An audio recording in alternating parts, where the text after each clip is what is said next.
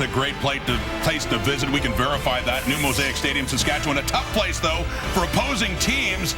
And maybe the Calgary Stampeders are going to find that out up against the Saskatchewan Roughriders in a big showdown in the West. Bo Levi Mitchell, all he seems to do is win football games. In his spare time, he likes to troll Rider fans on Twitter. Maybe he's worried he's not going to get booed enough today. We shall see. He's been doing that this week. Kevin Glenn, he's back. Got injured in the Banjo Bowl 2 weeks ago. Missed last week in Hamilton, but ready to go again in search of career win number 100. Bring it in, because it's time to watch some football now in the CFL on TSN. Welcome as we wrap up Week 14. Rod Smith, Henry Burris, Matt Dunnigan, and Milt Stegall. We said it in the pregame show. It's time for Saskatchewan to show if they belong with the Calgary Stampeders of the world. What are the key matchups for you in this game? Guys, I am excited for this game. I don't know about you guys. I just got chills there just hearing Rod bring it all in. But you know what? It's all going to start up front because right now, Derek Dennis, you might have played left tackle and played against Charleston Hughes the last game, but now you move inside, you got Micah Johnson. It doesn't get any better. So you know what? Tell you what, it's all about Saskatchewan protecting that defensive line off of Kevin Glenn. I can see him touching Labatt. Hey, Brendan, a little help over here. Need some help. A lot of love has been given to the Calgary defensive line, as it should be. A lot of focus there. But I'm going to flip it and give the Saskatchewan Roughriders defensive line some credit. They got some athletes over there, and I'm going to be watching Leonard and Jefferson on Federkeel and Richards. To me, that is going to be a key matchup for Saskatchewan's success against that bouted What about Bo Levi Mitchell versus maybe the defense MVP so far this year? He's a front runner. Edward Gainey. Yes. 8 interceptions over the last 5 games. Actually, only Calgary has that many over the last 5 games. He's been doing a great job. But the thing about Calgary, they don't turn the ball over too much. Only 11 turnovers. Will Ed Gainey have those opportunities to create those turnovers? Because they've been big. You notice in that last game against Hamilton, they were in the red zone. They actually stopped Hamilton from scoring. So if he can get 1 or 2, maybe take one back to the house, could change the outcome of this game. Well, he's getting an opportunity to because the way that Chris Jones is playing that defense, rushing 3 and 4, expecting those guys to get the quarterback, and they have been. And so they're pot hanging back there, playing everything underneath, and he's jumping a lot of balls. And I absolutely think that's the key to success. And Ed Gainey's been reaping the benefits of that pressure. Yeah, and you're right about that because if they get the pressure on Bo Levi, he's shown that he'll throw the 50-50 balls up. He'll throw it up. And that's where Ed Gainey's really proven this year. That's where he's getting his interceptions. Plays off of 50-50 balls. So that could prove big also, getting pressure. Speaking of the 50-50 balls, I wonder if we're going to see Kevin Glenn, Deron Carter. I mean, that's worked before. We've wondered why they haven't tried it more often. Will they get him involved? He wasn't really involved the last time they met. What a matchup. The Riders have only lost 1 at home. That was in overtime in their home opener. And the Stampeders have only lost once all year long. Kickoff coming up.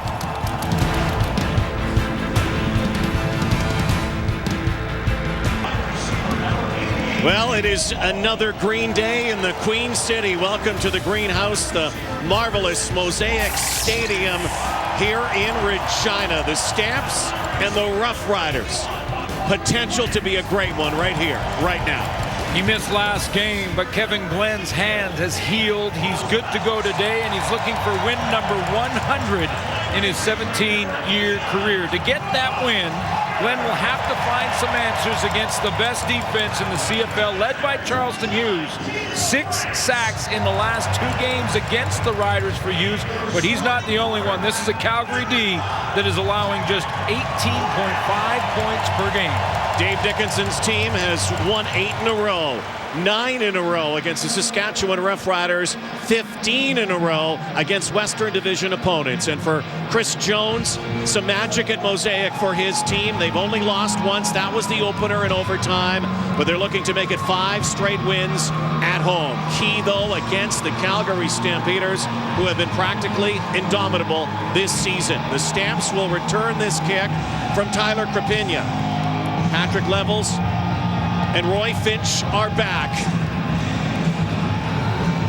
on an ideal day, spectacular September day.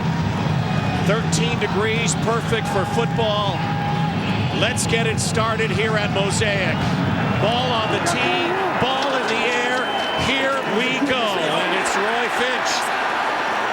Has it near the 5-yard line and slips and trips and is brought down near the 20-yard line where Kevin Glenn and the Saskatchewan Roughriders will take on these Calgary Stampeders, and it's Bo Levi Mitchell who has the highest winning percentage of any quarterback in CFL history. Start number 64 for Mitchell. He's won 53 of those games. 53, 8-2. And the Saskatchewan Roughriders are one of 3 teams that he has not lost to in his career. He's 6-0 against the Riders. Listen to the 13th man already as Bo brings the offense out from the 20-yard line. Play action right away, and Bo Mitchell goes deep into traffic and almost picked off. Javon Johnson right there says not in this house on play 1. Well, that intended target, first play of the game, was Markin Michel. He's the hottest receiver for Bo Levi Mitchell over the last few weeks. And a matchup that we'll watch closely up front is going to be Randy Richards, that left tackle against Willie Jefferson. Got 25 quarterback pressures, Jefferson. That leads the CFL. It'll be an interesting matchup here this afternoon. 2 teams 1 and 2 in turnover ratio in the CFL. 3-man rush dumps it off to Jerome Messam, who had a monster game back in July in Calgary, but will not get the first down, and a quick 2-and-out for this vaunted Calgary offense. Jerome Messam, a bit of a question mark for this game after a hit that Micah Alway was fined for in the last work week in their last game. But Messam good to go, and it's his first touch. Rob Maver will launch from near the 15-yard line. Christian Jones, former member of the Alabama Crimson Tide, is back.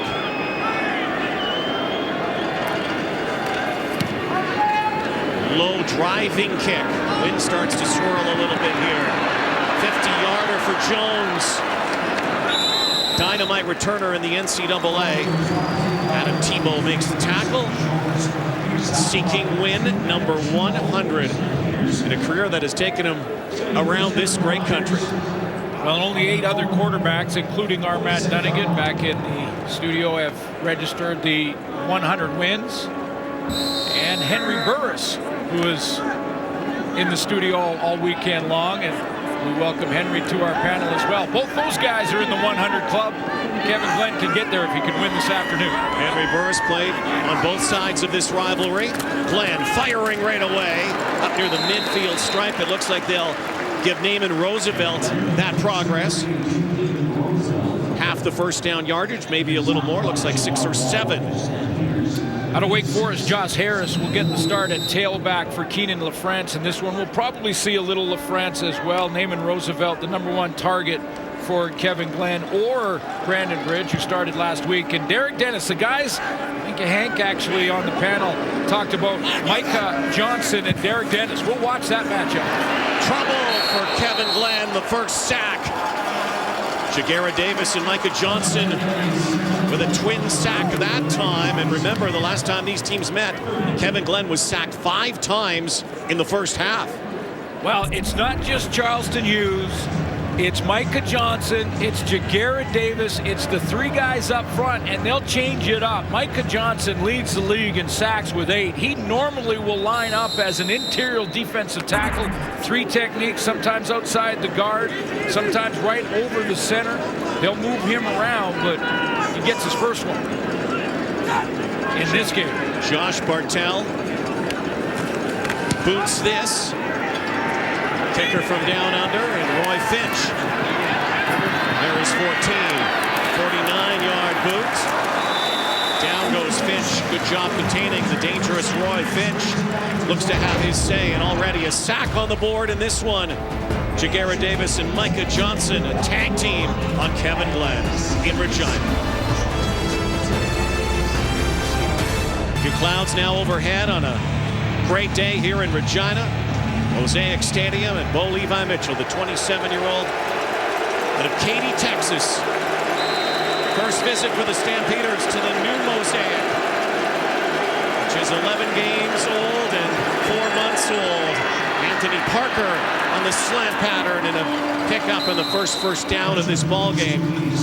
Connection from Mitchell to the former University of Calgary Dino product for 14 yards. Boy, Anthony Parker is really coming into his own. And take a look at the number of targets and that target-to-catch ratio. Parker is up there. I mean, he's been targeted 31 times.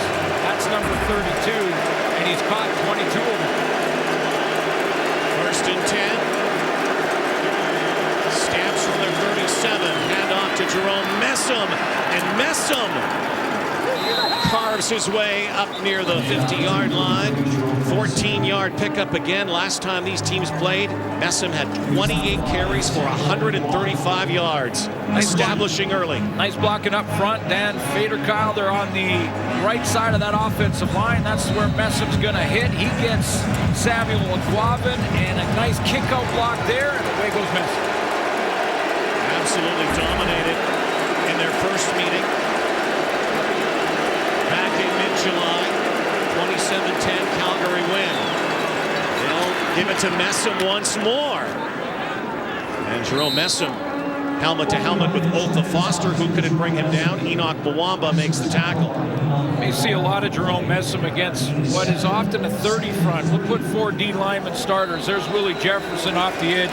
Last 5 games, 9 quarterback pressures, 2 sacks. Otha Foster didn't finish the Hamilton game. That was his first one back last week. He's back in the lineup and healthy. Jeff Heck plays for Mike Edom at safety. They'll give it to Messam. He's pushed back. See where the spot is. Looks like it will be a little bit short of the first down.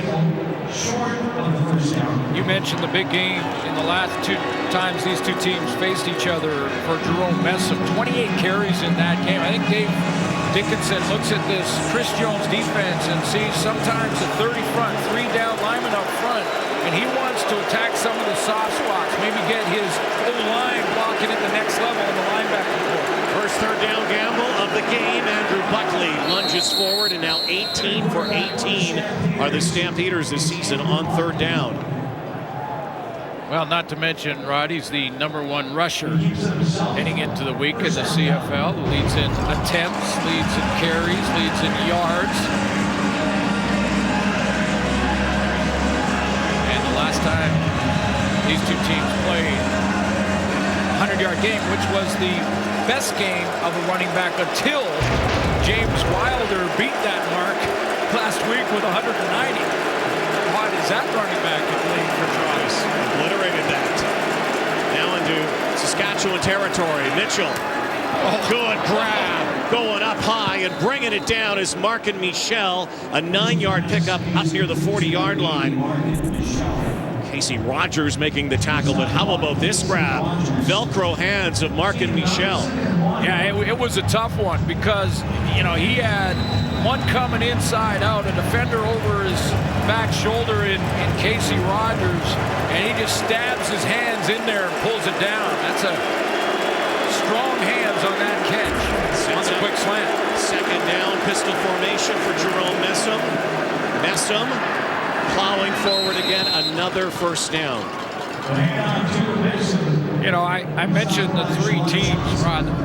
64 starts, including this one, for Bo Levi Mitchell in his 6-year CFL career. And there are still 3 teams in the league he has not lost to. And look at that touchdown-interception ratio against Toronto. 20 TDs to 2. He finds a way, game in and game out. 7th play of this drive that started at their 23. 1st and 10 from the Roughrider 37. Roy Finch this time, and Finch a head shake, and Roy Finch provides a little something different in that backfield after that bruiser. Jerome Messam, Roy Finch more of a flyback, scat back, well, and close to another 1st down. Rod, best returner in the game right now. I mean, this is a guy who #1 in punt return average. He's got 3 scores on punt returns. #1 in kick return average. He gets a good change up in that offense. Had a great conversation with him before the game, man. He is hungry. 9 yards on that last. And Marquay McDaniel tripped up and brought down. And Heston Butler right there. Big tackle in the backfield. This long drive will now stall here, and the best the Stamps will do is a field goal attempt. Well, the best part about the Clemson product's tackle in Preston Butler is that he had to fight off the block to get there. He gets blocked up, and that's a big gain. Rene Paredes, 38-yarder, has only missed once this season inside the 40. To put the Stamps on the board, and he does. Big drive started at the 23, but stopped by Preston Butler. Marquay McDaniel. Stamps have to settle for a field goal, but they strike first here today at Mosaic.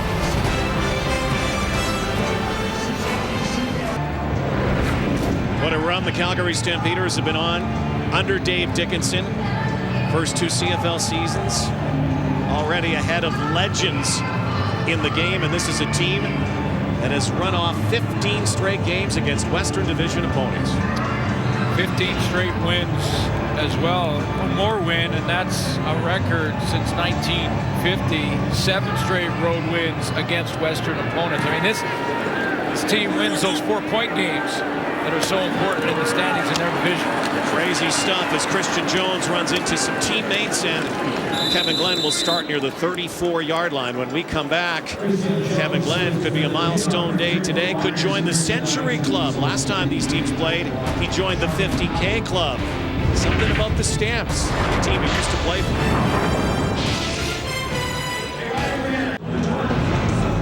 Rod, you mentioned the 100 win club, and we've got 2 panel members on that club, Henry Burris at 118 and Matt Dunnigan at 100. Of course, Ricky Ray got 109 this weekend and is still counting, as is Kevin Glenn. Now his hands are full. He's got to find some answers against his #1 defense in the league. He's looking for 100 to join the club. 2 teams so close statistically in so many categories. Glenn, here we go, gunning, and unable to run underneath it is Rob Bagg.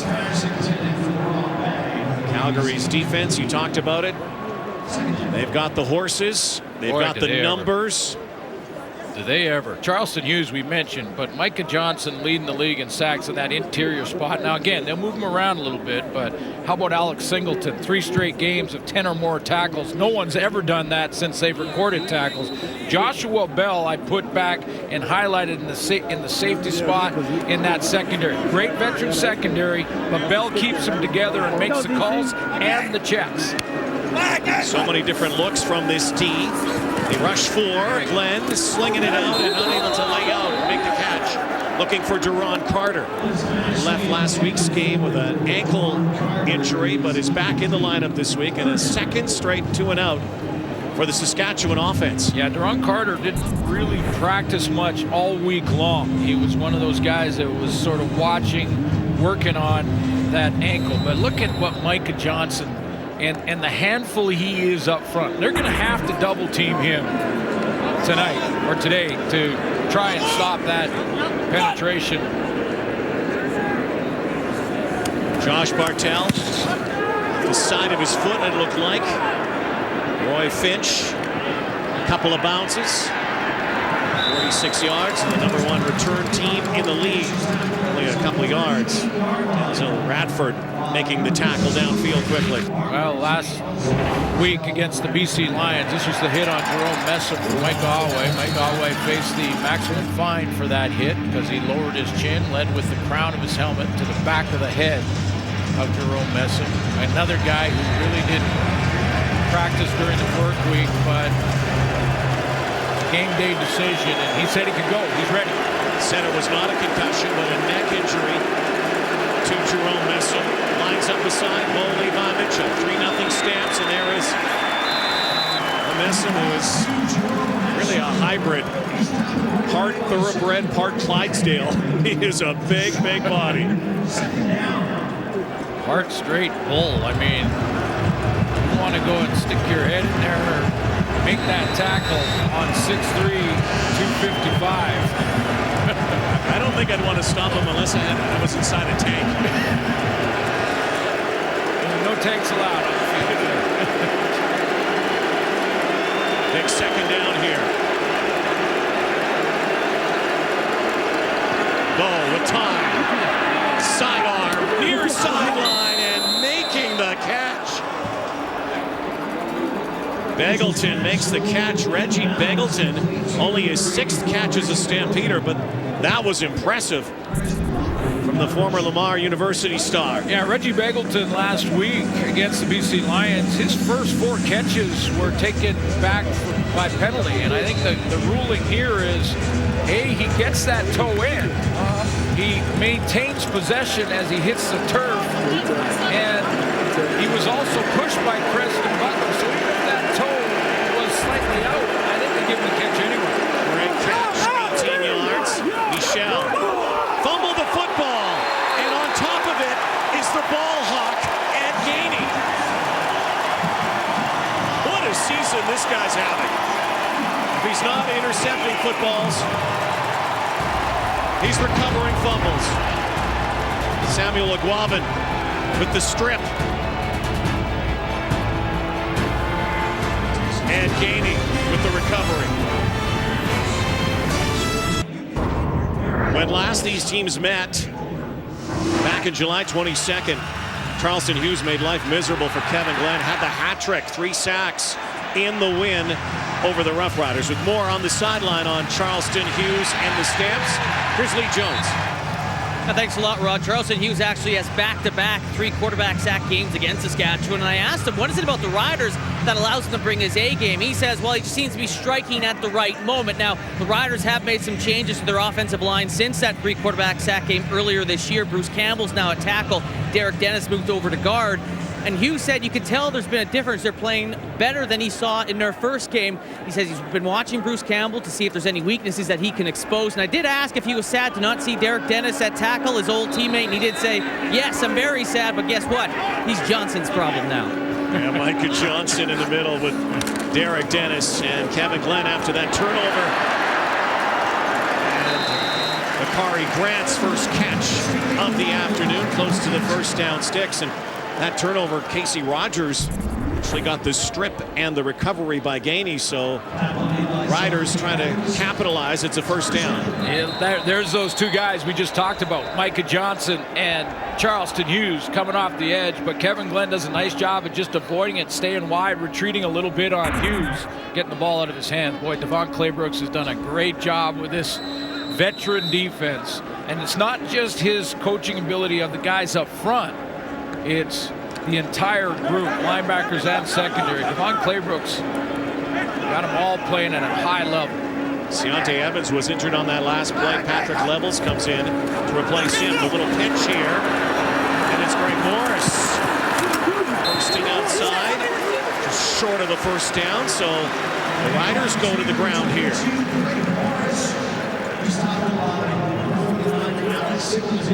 Yeah, you have a playing against a defensive line that have great pass rushers. One of the ways you can attack that is to make them tacklers rather than getting in their pass rush lanes and pass rush moves and getting after the quarterback. And the way you do that is run the football.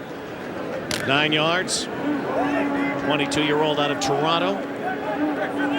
Junior football in BC. Greg Morris. Keenan LaFrance in the backfield now. Gets the rock, but is going to be short. It's likely going to set up a 3rd down play here for the Roughriders. Brandon Smith, good play defensively. Micah Johnson against Derek Dennis. Now he's gonna move out just inside, and he actually gets on Bruce Campbell, tries to pinch that down and not give any escape lane to Keenan LaFrance. Riders are looking at this now, and they sent Josh Bartell out, and now they put him back on the sideline because this is more than 3rd and 1 right here. This is 3rd and almost 2 yards. Vernon Adams, former Montreal Alouette quarterback, the Oregon Duck, is in here to hold for Tyler Crapigna in a field goal attempt. No. Adams goes behind center. They're going to fake this. And Vernon Adams is not going to go anywhere. No, sir. I'm not sure if he was trying to draw them offside, but this went astray right from the get-go. They brought Bartell out, then they put him back, then Adams came out, then they tried the field goal, then they went to the fake, and they got stuffed. First time this season on third down, the Riders get stopped. Yeah, and you take a look at the personnel. For the most part, for Calgary, it's their starters up front. Micah Johnson's in there. Jagarrett Davis is in there. Alex Singleton, Charleston Hughes. So they're playing against basically the starting front seven, and they're not fooled. The only real substitution was Joshua Bell went off for the returner and Roy Finch, but he was back there just in case they went through with the field goal. So the first turnover from the Riders on this day is on downs, and these two teams again, number 1 and 2 in the turnover ratio in the CFL. Stample handing it off to Meso. Just over a minute to play in an opening quarter that's been dominated by the defenses. 3-yard pickup for Meso. This is for the young quarterbacks watching. Bo Levi Mitchell here. Watch what he does after he gives the ball to Meso. This might be a small thing. Go ahead and run it, guys. But he's going to give the ball to Meso right here. Now watch him finish with the play fake, like he's getting his hips around and throwing to the wide side of the field. That might cause one defender to hesitate for a second and give Meso a little more room. Last year's most outstanding player in the CFL. Our star in Eastern Washington, 4-man rush against Mitchell. Goes over the top, and a big hit. Juwan Brescacin was leveled by Sam McGuavin. Boy, nice throw over the middle into that window by Bo Levi Mitchell. Brescacin takes the hit to make the catch. So everyone's saying that Mitchell's having an off year. Did they look in the win column? Catch made by Beggleton for another first down. Back-to-back first downs here as the Calgary Stampeders go no huddle. Play on the line of scrimmage. When you project his numbers, Bo's going to be over 5,200 yards passing. I'm not sure how that's an off year. They like that kind of, there's a lot of quarterbacks that like that off year. Yeah. Jerome Messam. Brought down by Ofa Foster. Right at the line of scrimmage on a very quick first quarter, but not much scoring going on early on. Just the field goal by Rene Paredes. 3-0 Stampeders. The Stamps on the move as we head to the second quarter on this sunny Sunday afternoon in Regina, Saskatchewan. Calgary team that surrenders the least amount of points in the Canadian Football League. No points from the Saskatchewan Roughriders, hardly any yardage in that first quarter, but the Stamps also just scoring on that field goal by Rene Paredes. So, Glenn Suter, you look at the defenses early on here, but maybe also second guess that fake field goal attempt by the Saskatchewan Roughriders on 3rd and 2. You know, it's easy to do that. It's easy to second guess. I know that some will make the argument that you want to stay aggressive against a very good football team. The other side of that discussion is, you know, take the points when you can get the points and don't self-destruct. So Chris Jones rolls the dice a little bit early in that first quarter. He didn't get the first down. See if it turns into points for Calgary. But how about this Stampeder defense? Wow. I mean, one first down for Kevin Glenn in the offense, Saskatchewan, against the Calgary defense in first quarter. Everybody talks offense. Looked like it was offside. Maybe a free play for Bo Mitchell, who's going deep near the end zone, looking for Anthony Parker, who wanted to call there.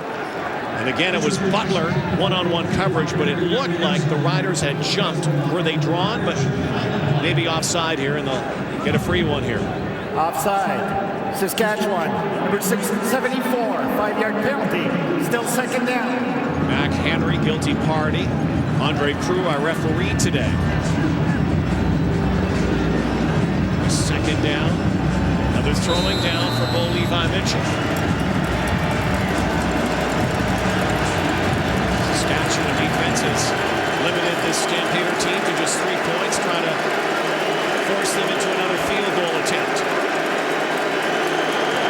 10-1-1 Stampeders. They'll give it off to Messam, who barrels forward and crashes his way for a first down. What an outlet. Release valve like Jerome Messam, just pitching ahead. Enoch Mwamba's had a great year this year at the middle linebacker spot. He stepped up and made first contact with Messam well short of the first down, but that shows you the power of Jerome Messam. He got an extra 3 and the first, or excuse me, inches from the first in his power. Andrew Buckley, not sure he got there. On 3rd and inches, something you rarely see. We'll see what the spot is. Well, you have it all year with Calgary. Coming in, they were 17 of 17 in short yardage. Saskatchewan was bringing its offense out, and they are saying it is Rough Rider football. Andrew Buckley, first time this season, is stuffed.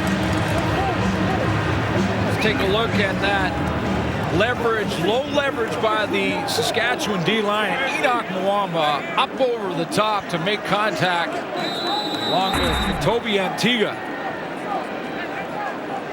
So back-to-back turnovers by the Stamps and 2 third down miscues from the offenses. And so another turnover. Kevin Glenn takes over. Glenn firing right away and overthrows Naaman Roosevelt. And a late penalty here. Like there was some jawing going on. Micah Johnson, I believe, was a little trash talking there. Like Derek Dennis was in that conversation. Objectionable conduct. Calgary number 4. 10-yard penalty. First down. Well, you don't see that very often, but something has really made Micah Johnson upset. Micah Johnson against his ex-mate Derek Dennis, last year's outstanding lineman in the CFL, as a member of the Calgary Stampeders. Now with the Riders. Handed off to Keenan LaFrance. Last year won a Grey Cup with the Ottawa Red Blacks. Rod, hey, listen, I don't know if you want to get Micah Johnson upset. And he is still upset. He's still steaming. I mean, watch how he just runs right by Derek Dennis here. Now Dennis has got to step out and take a different man. That's not because he missed the block. He had a different assignment, but Micah Johnson was coming uphill and he was getting after it. Gets an escort to the sidelines. Jerome Messam. He needs to just cool down just a second. Dave Dickinson will talk to him again, get him right back out there. Remember, Jerome Messam early this season also thrown out of a ball game for objectionable conduct against Montreal. So Glenn is going down. Charleston Hughes with 3 sacks last time and another flag late that flies. So now some angst here in this game. Talked about the bad blood between these two teams through the years. Great rivalry, the Stamps and Riders, but now after a very quick penalty-free first quarter, tempers on the rise.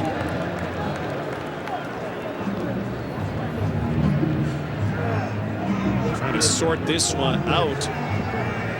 This would have forced Saskatchewan to punt. Sacked by Charleston Hughes.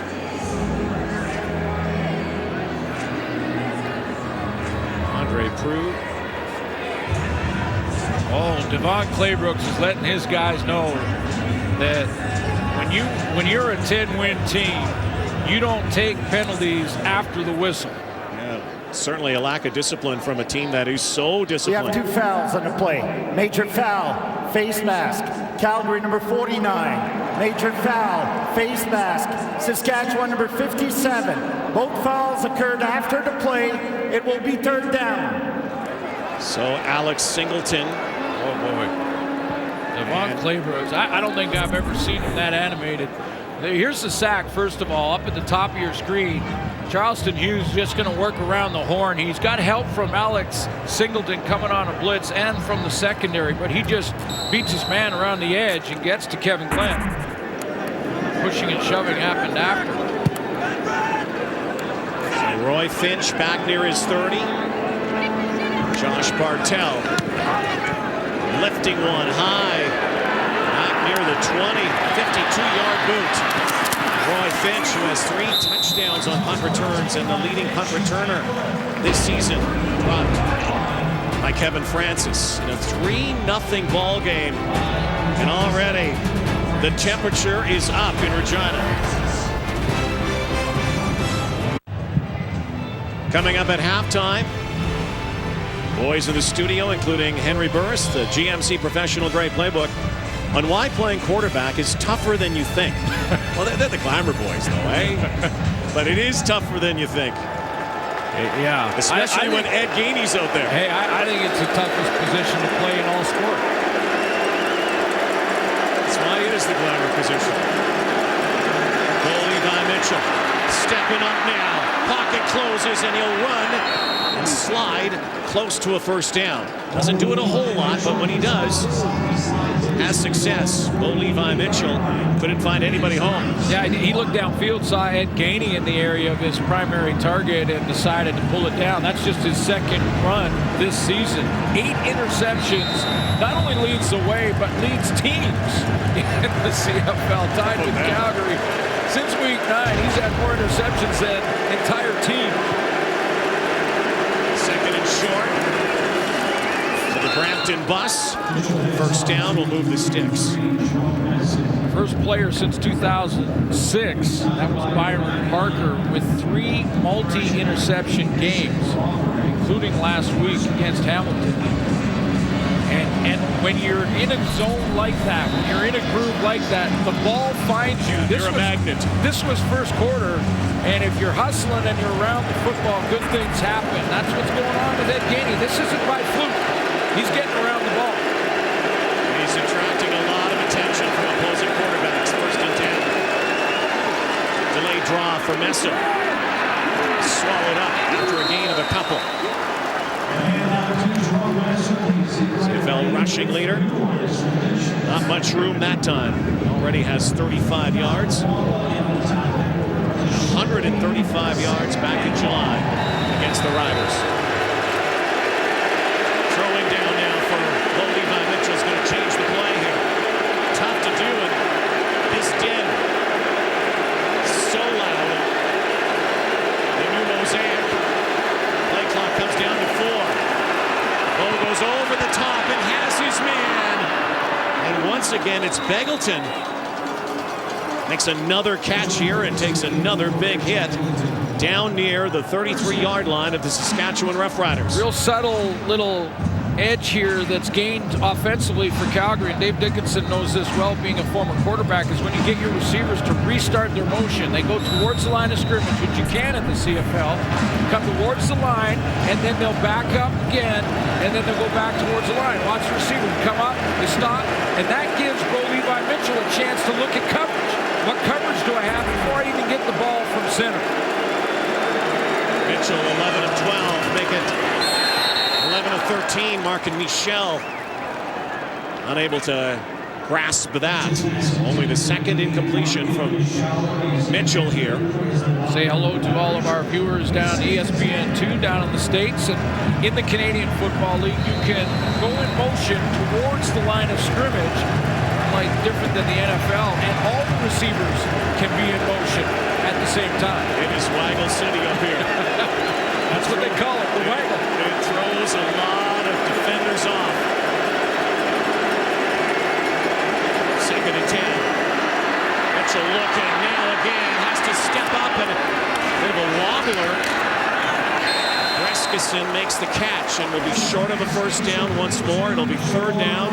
Rene Paredes will come out again and try to make this a 6-0 lead. Talked about Willie Jefferson and his impact.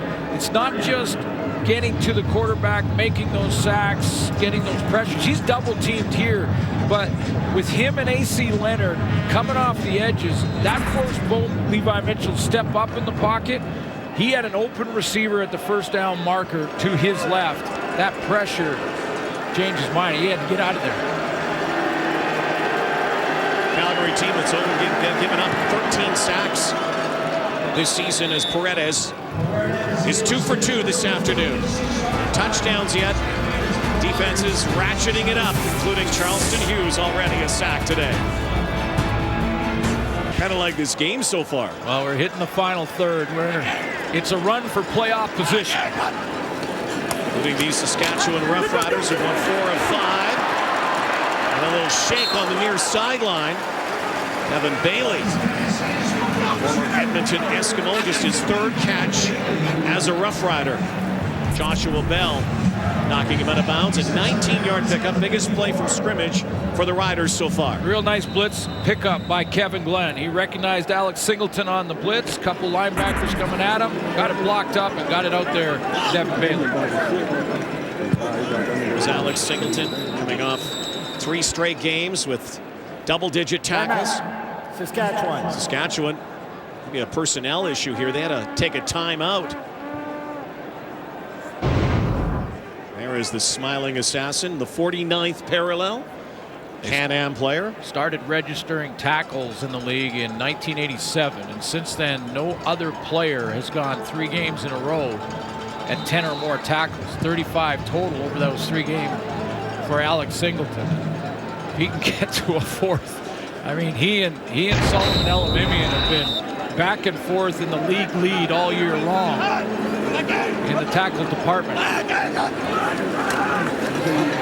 Handed off to Christian Jones on a bit of a jet sweep. That is going nowhere. The line of scrimmage.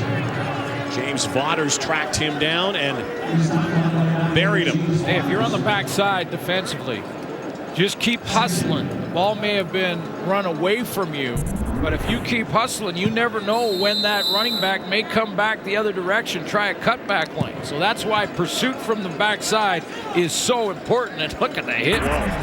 James Vaughters ran through him. Buckle up today. 2nd and 10. 3-man rush. Glenn now throws over the top. What a catch! And dropped football. That was a devastating hit. Kevin Glenn went over the top. And this is not good right here.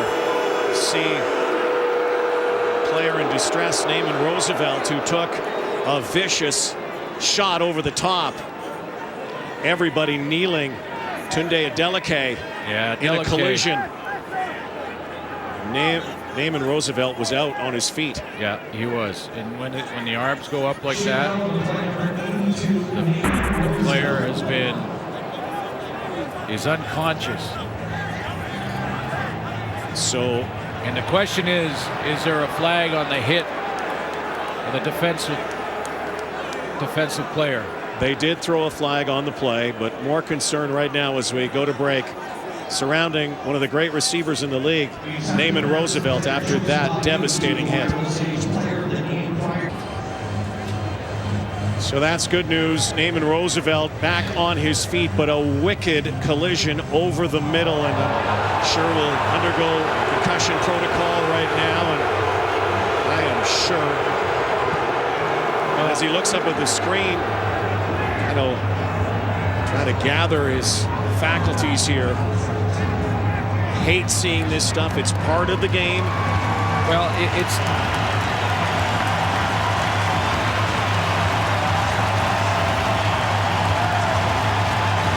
he's going to go to the locker room.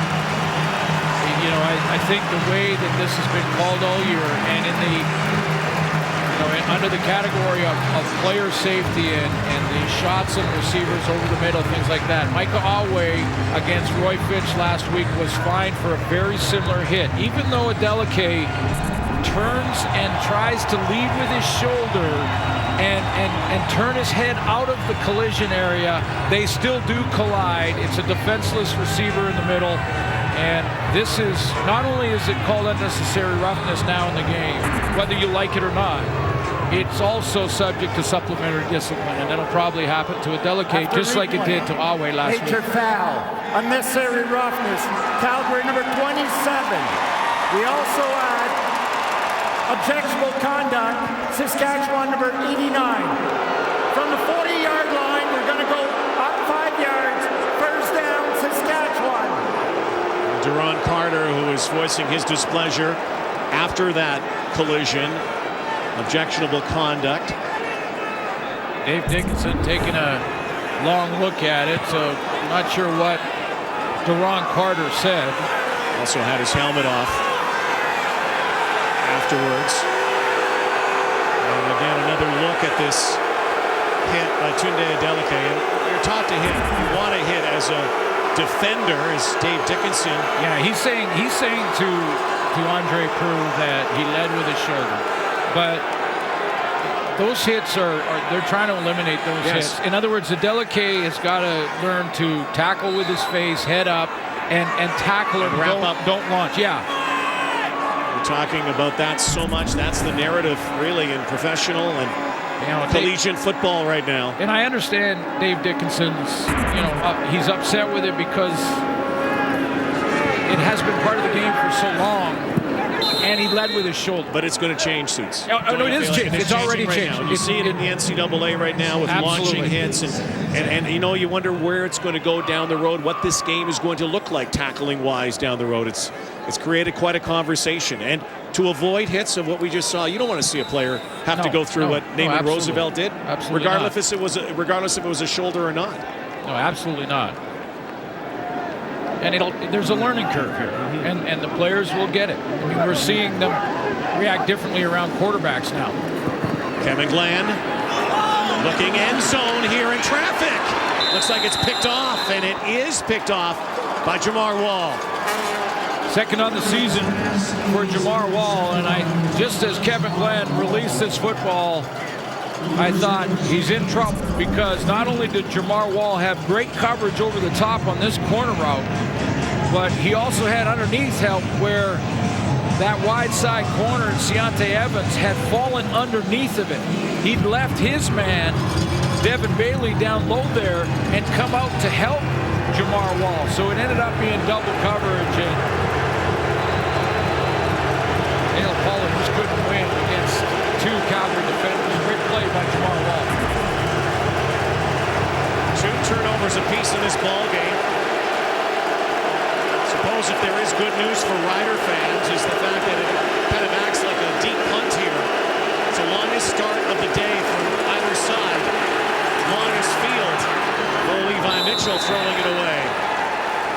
So it'll be second down here, and if the Stamps can't advance, you'd have to think they may give up a safety here. Now look at the reason that Mitchell had to throw this away. Look at this. A.C. Leonard is a defensive lineman. He's a rush end, and he drops so deep that he becomes almost a safety on the play. And I don't think Bo Levi Mitchell seen that in film, and he just went, wait a minute, I'll throw this one away, yeah. Second down conversion, 5 of 10, the Stamps. In the end zone now, Ball near his goal post, now slinging deep, and unable to run underneath it. Mark and Michel on a fly pattern. Eggleton was down there as well, and so now...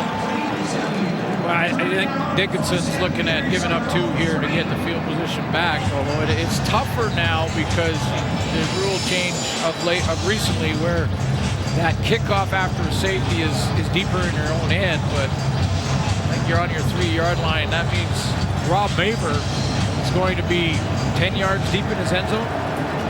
So Maver's likely giving up the deuce here. Thank you. Yeah, especially in a hostile environment. You got the #1 defense in the league, though. So now the Riders are on the board, and Stamps give up 2. Let's go down to the sidelines once more. Here's Lee. Guys, Marc-Olivier Brulette was on that safety in that series, switching off with Jeff Tech. Remember, he retired at the beginning of the season, but got a call from John Murphy on Friday after several injuries were suffered by the Riders in Hamilton to come back. And he admits he had no intentions of coming back, but a couple of weeks ago, he was at a game between the Alouettes and the Argos. He had a chance to be on the field for his first pregame, and he just, the feeling of wanting to play football came big time. As a result, he gave it a couple days. Maybe it would subside. It did not. And when that call came, he jumped at the opportunity. And we did ask Chris Jones. He's only had a couple practices under his belt. Would he be able to play on the defensive side of the ball? And Chris Jones said yes. He has plenty of experience in the CFL. Plus, guys, he's a lawyer. He's smarter than most of us. And he's also doing a lot of his work, I guess, via Skype or via the internet and the telephone right now, but hey, that's why the Saskatchewan Roughriders wanted Marc-Olivier Brouillette, one of the best free safeties, national free safeties over the last few years. Yeah, and they lost Mike Edom in the Hamilton game. One of, I believe it was 8 injuries for Saskatchewan in that win. So Jeff Hecht and Brouillette get a chance to, they'll rotate back and forth, but he brings in a guy who knows the game. Just has to learn the defensive terminology, and I'm sure he's well along his way there. He is a lawyer. Saskatchewan gets the ball back after the safety touch, and we'll get good field position to start here as we get the ticket down to 4.5 to go. So Kevin Glenn, again, sinking his 100th win last time these teams met. Also a milestone day in the loss. Over 50,000 yards passing reached in that game. Now he is going to likely be without Naaman Roosevelt the rest of the afternoon. I can't imagine that Roosevelt, after being knocked unconscious like that, will return to this game today. Now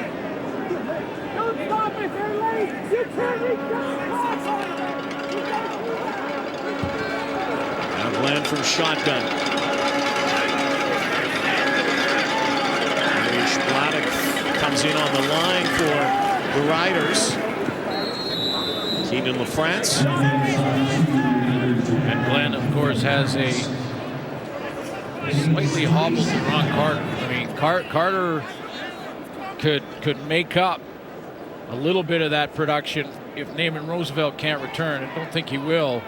But Carter's not 100% either.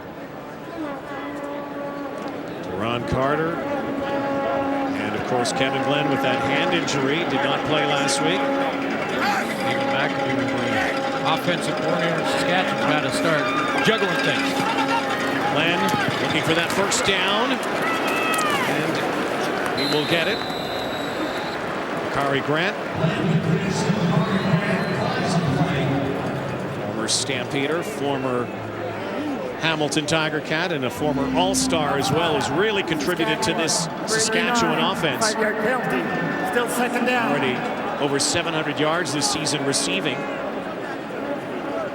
We can't get these penalties against good football teams. Offside penalty on Deron Carter puts him back to 2nd and long, 2nd and 12 here.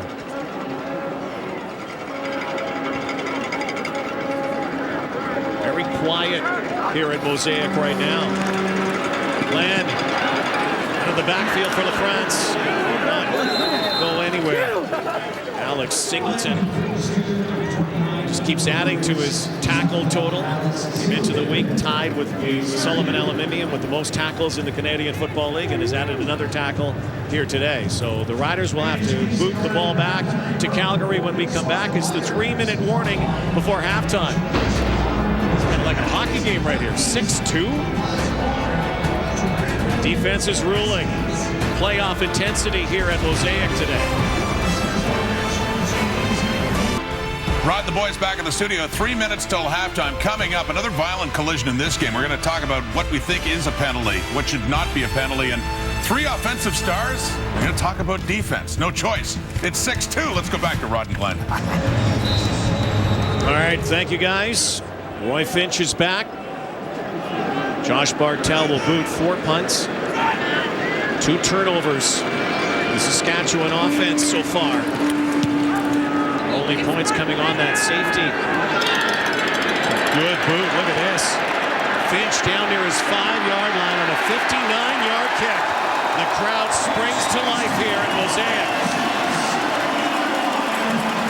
Denzel Radford downfield quickly. And this could be distressing as well for the Riders as Josh Bartel comes up limping here. Well, it was a great directional kick to get Roy Finch on the run, not be able to take it cleanly with good hang time, allows cover team down. That's something that not many teams have been able to do against Calgary's Roy Finch. They're ready to line up here, but I don't think the officials see Josh Bartel. Would make that Bartlett, who was down there, thought that was Josh Bartel, but he's just coming off the field right now. Brandon Bartlett is hurt and finally limps off the field.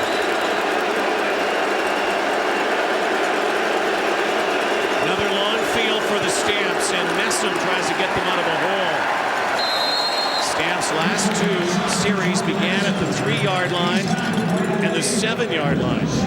You know, a lot of defensive ends, you can do this offensively and not block them, and you can just down block like this. A lot of defensive ends, but not Willie Jefferson. He's got that athletic burst that if you don't block him and you slide protect away from him or slide rock away from him and leave him free, he can still make the play from the backside. He made the tackle on Messer from behind. Riders showing their teeth. 13th man pumping up the noise. Delayed draw again, and Messam going to be short of that first down. Rider defense tightening the screws here again in this first half. 2 minutes and 7 seconds. Saskatchewan's going to work their 2-minute offense and could have some more points on the board before halftime. Third 2 and out for the Stamps. Trying to find some answers is Bo Levi Mitchell. Christian Jones back to return this kick. Debut for him. He was averaging close to Roy Finch numbers. Both punt returns and kickoff returns, and then was nicked and injured in his first game. So Maver, little room now. Still inside his 5-yard line. Has to hurry. Very close to being blocked. He was knocked down, but no flag. Jones swarmed near the 45, but a great starting point here. Saskatchewan's defense does the job, and Rob Maver wanted the penalty. Well, let's see that, because I think Dave Dickinson wants it too, and you take a look. Leg up in the air. Well, that looks like roughing the kicker. Contacting the kicker for sure. Now, if his leg's in the air when he's contacted, which it is, not sure why there wasn't a flag there. Well, there is a flag on the play now. It's a challenge flag. Dave Dickinson is going to use his lone challenge on this play. Now, again, it's late in the first half, but this Calgary is challenging the ruling of the field to believe there was contacting the kicker on the play. It's a huge momentum turner here because Calgary would continue their drive, and Saskatchewan would get the ball if he doesn't challenge in great scoring position. Yeah, and we had a great conversation with Dave Dickinson yesterday about this challenge strategy. Again, we'll take another look at it and give the command center some looks here. McGuavin just runs into him, and they're obviously clearly contact. I mean, he put his hands up as if he was guilty, and he knew it himself. You know, Dickinson saying that when it's a real impactful play, like this one, that would give them a first down, take the ball away, another set of downs that even if they had to punt, wouldn't give Saskatchewan near as much time, or the field position that they have right now is it's on Calgary's side of center.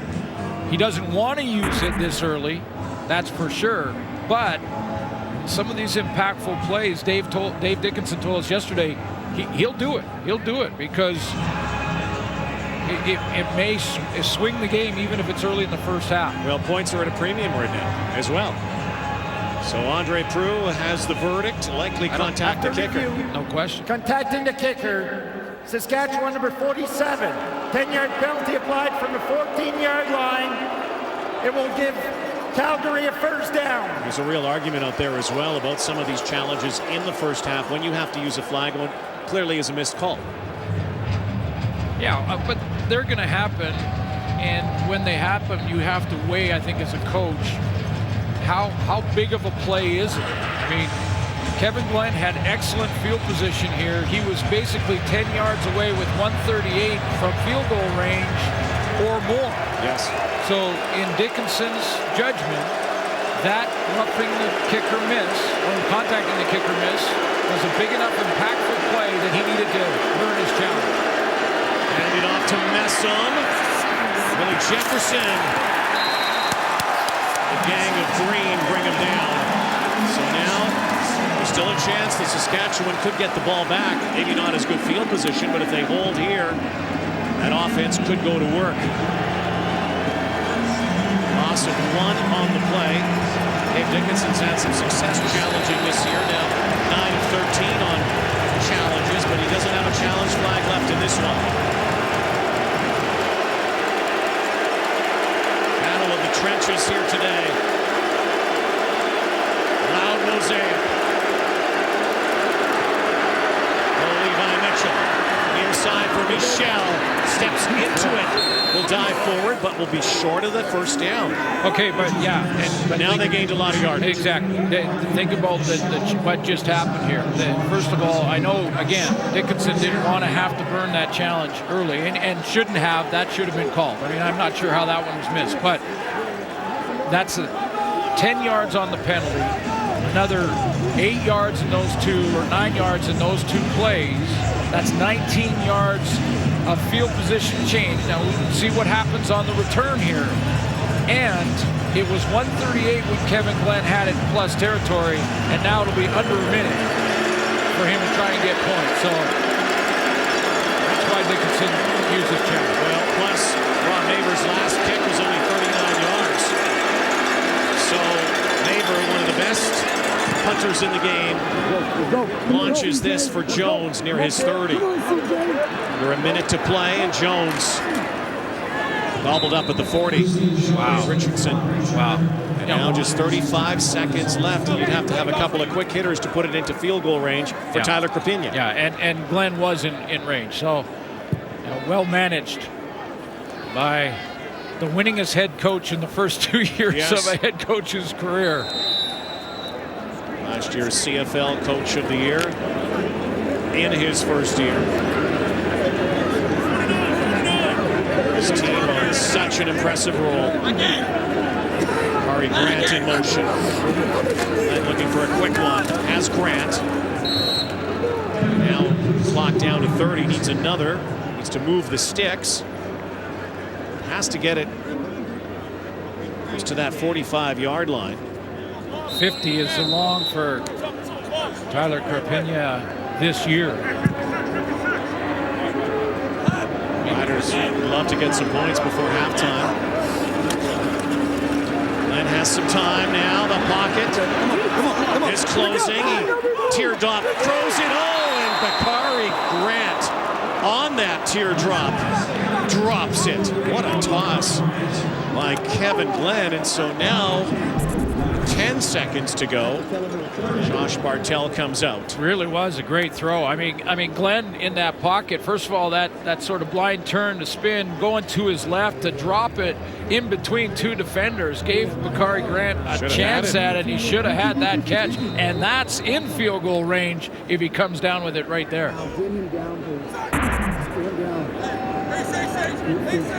10 seconds to go in the half. Oh, and they may have just got the Stamps to bite, which would mean a first down, which would mean possibly another toss here, perhaps a sideline shot to get it back in field goal position. Patrick Levels. Offside. Calgary, number 23, 5-yard penalty, result in the first down. So they still need about another 12-yard strike. In coaching strategy, that was by design. You just watch how that motion and action with a hard count on this punt is what draws Patrick Levels offside.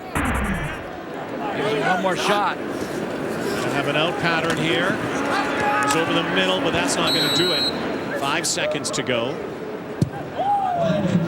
I'm not sure. 60 yards, and that's not in the range of Tyler Krapina. No, even if you thought he might have a shot at it, a long shot, you got Roy Finch back there. Could you get one more quick one here if you can get the...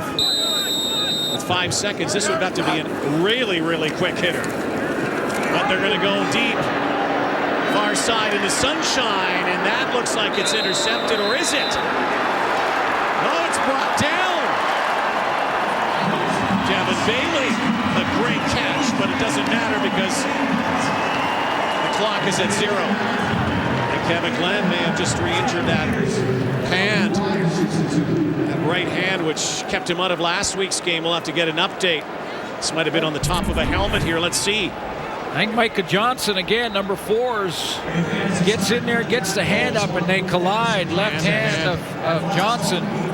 right on that same passing hand from Kevin Glenn. We may see some Brandon Bridge in the second half. 5 punts, 2 turnovers. That's what the Saskatchewan offense has produced so far. It's 6-2 Calgary in Regina as we send it back to Rod Smith and the guys in the studio. Thank you, Rod Black. The guys are Henry Burris, Matt Dunnigan, and what are they? We're just comparing knuckles. Oh, there you go. They're comparing knuckles. And Milt Stiegel along as well. We're going to have a lot more to say about the game. I mean, such as it is offensively, just 106 yards on offense total for the Saskatchewan Roughriders. A defensive first half. But I want to get to the hitting again. Tunda Adeleke and that hit on Naaman Roosevelt that knocked him out of the game.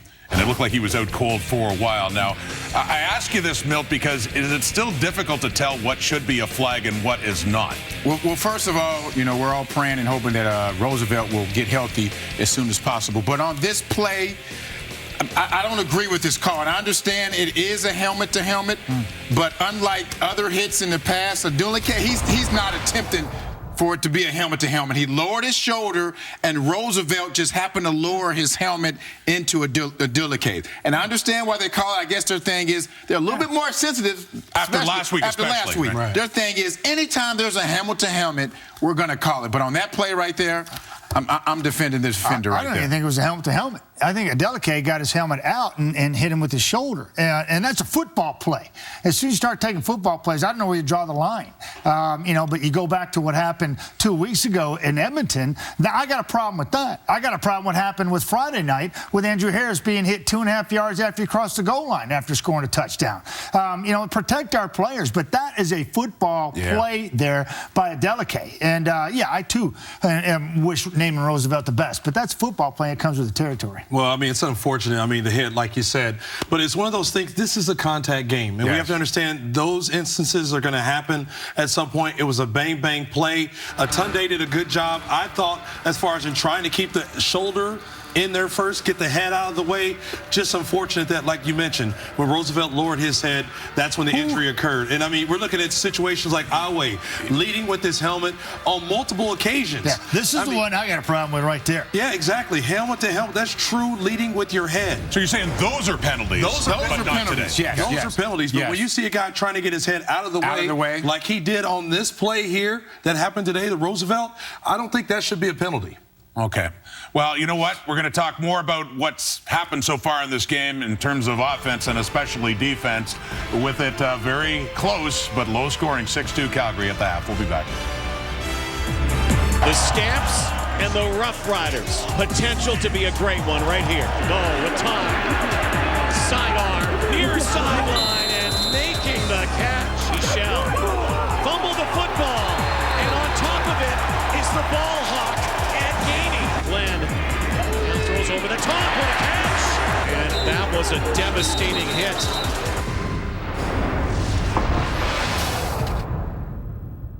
No, thanks. I think Hank and the guy to his left are sort of, yeah.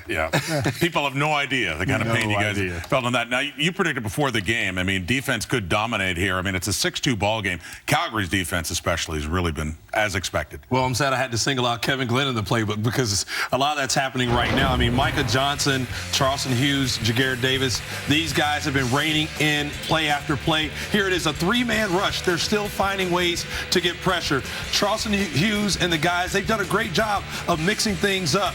You got to give them credit. Devon Claybrooks, he's dialed up so many different looks for Kevin Glenn. He's caught holding the ball longer than he'd like, which gives that defensive line a chance to rein in on him. All right, we talked about defenses possibly dominates football game, what Chris Jones would choose to do against the Calgary Stampeders. A lot of 3-man rush in the first half, and it's live by the sword and die by the sword. Good against the pass because there's not a lot of holes to throw to. You watch this here, and this is pretty simple. These guys are going to get, this is against the run. This is when it's double-edged sword. This is when it's cutting you because now you're going to get the big boys up to the second level, and that's what Jerome Messam does at 255 pounds. That's not a good feeling. And again, look at this. Watch the offensive linemen have the ability to slip up to a smaller defensive linebacker and just dominate them.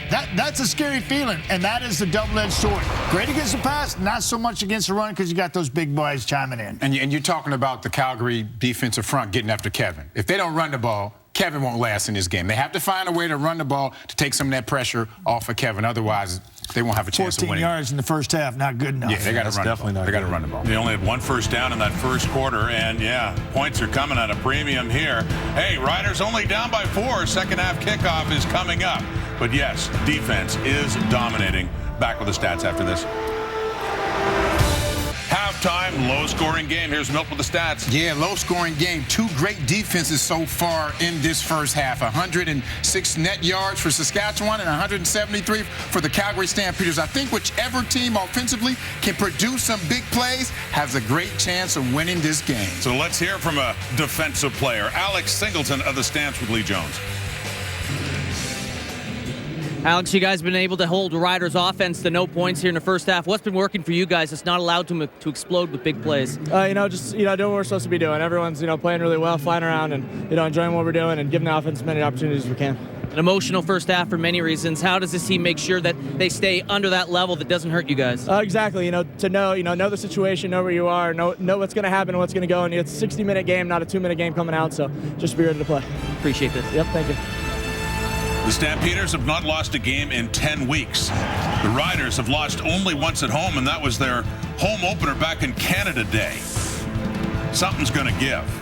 It's a 4-point game with the second half kickoff coming up here on TSN.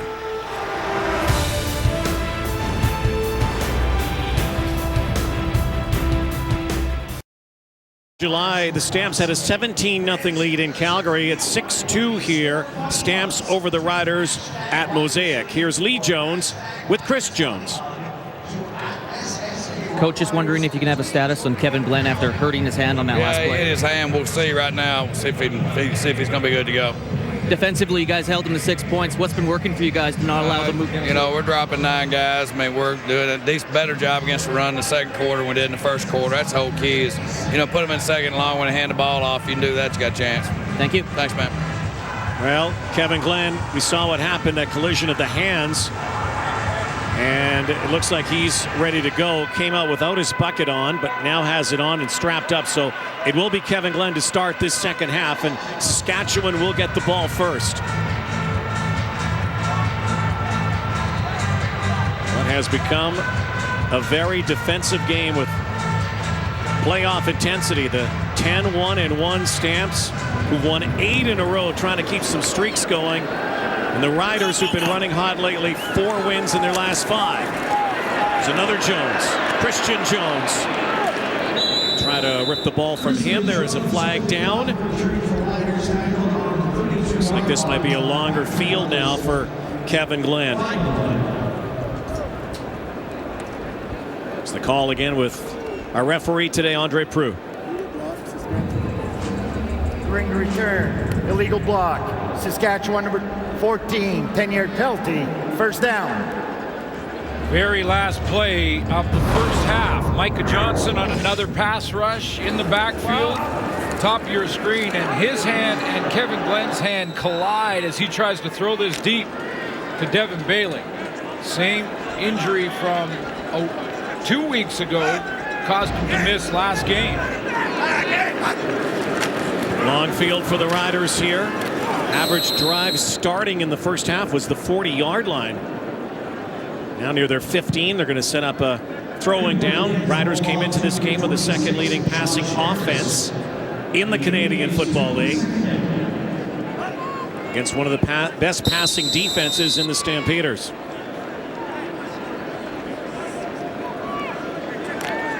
Stamps with a couple of sacks in this ball game. No sacks for the Riders.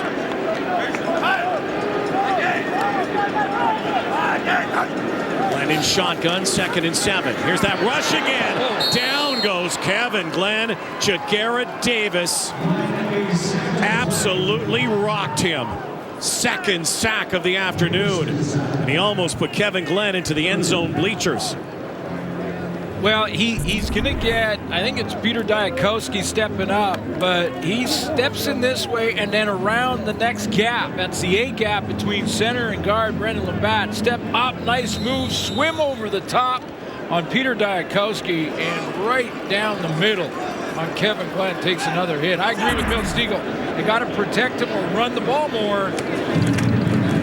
Kevin Glenn might not make it through the game. High kick from Bartel to Finch. 42-yard kick and really no return. Another big hit. Hard-hitting, smash-mouth game here in Regina today. By the way, I never agree with Stiegel, so that's a first. That's number one. Another big hit. This on the special teams. And so far, the Riders have been able to contain Roy Finch better than any team over the last few weeks. Finch has been dynamite. That was Toby Antigua. Calgary's best start of a series in the ballgame in Saskatchewan territory. Here's Messam. Was bruising early on and then flatline late in that second quarter. As Chris Jones talked about the fact that they were able to contain Messam, but not that time. Very close to a first down. Well, that's why we did Lee Jones does that halftime interview with them, and he says we got to get success defensively on first down. And whether we rush 3, which they did 8 times in the first half, versus 2 times with 5-man pressure, got to stop them on first down. Second down for Messam will get the first down and more. 2 teams that came into today, number 1 and 2 on first down yardage gain. The Roughriders come in with the best first down defense in the CFL. Dave Dickinson will move the sticks again.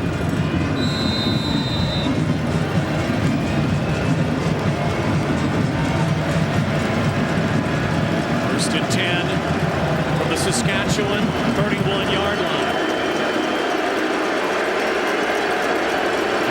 Scores yet.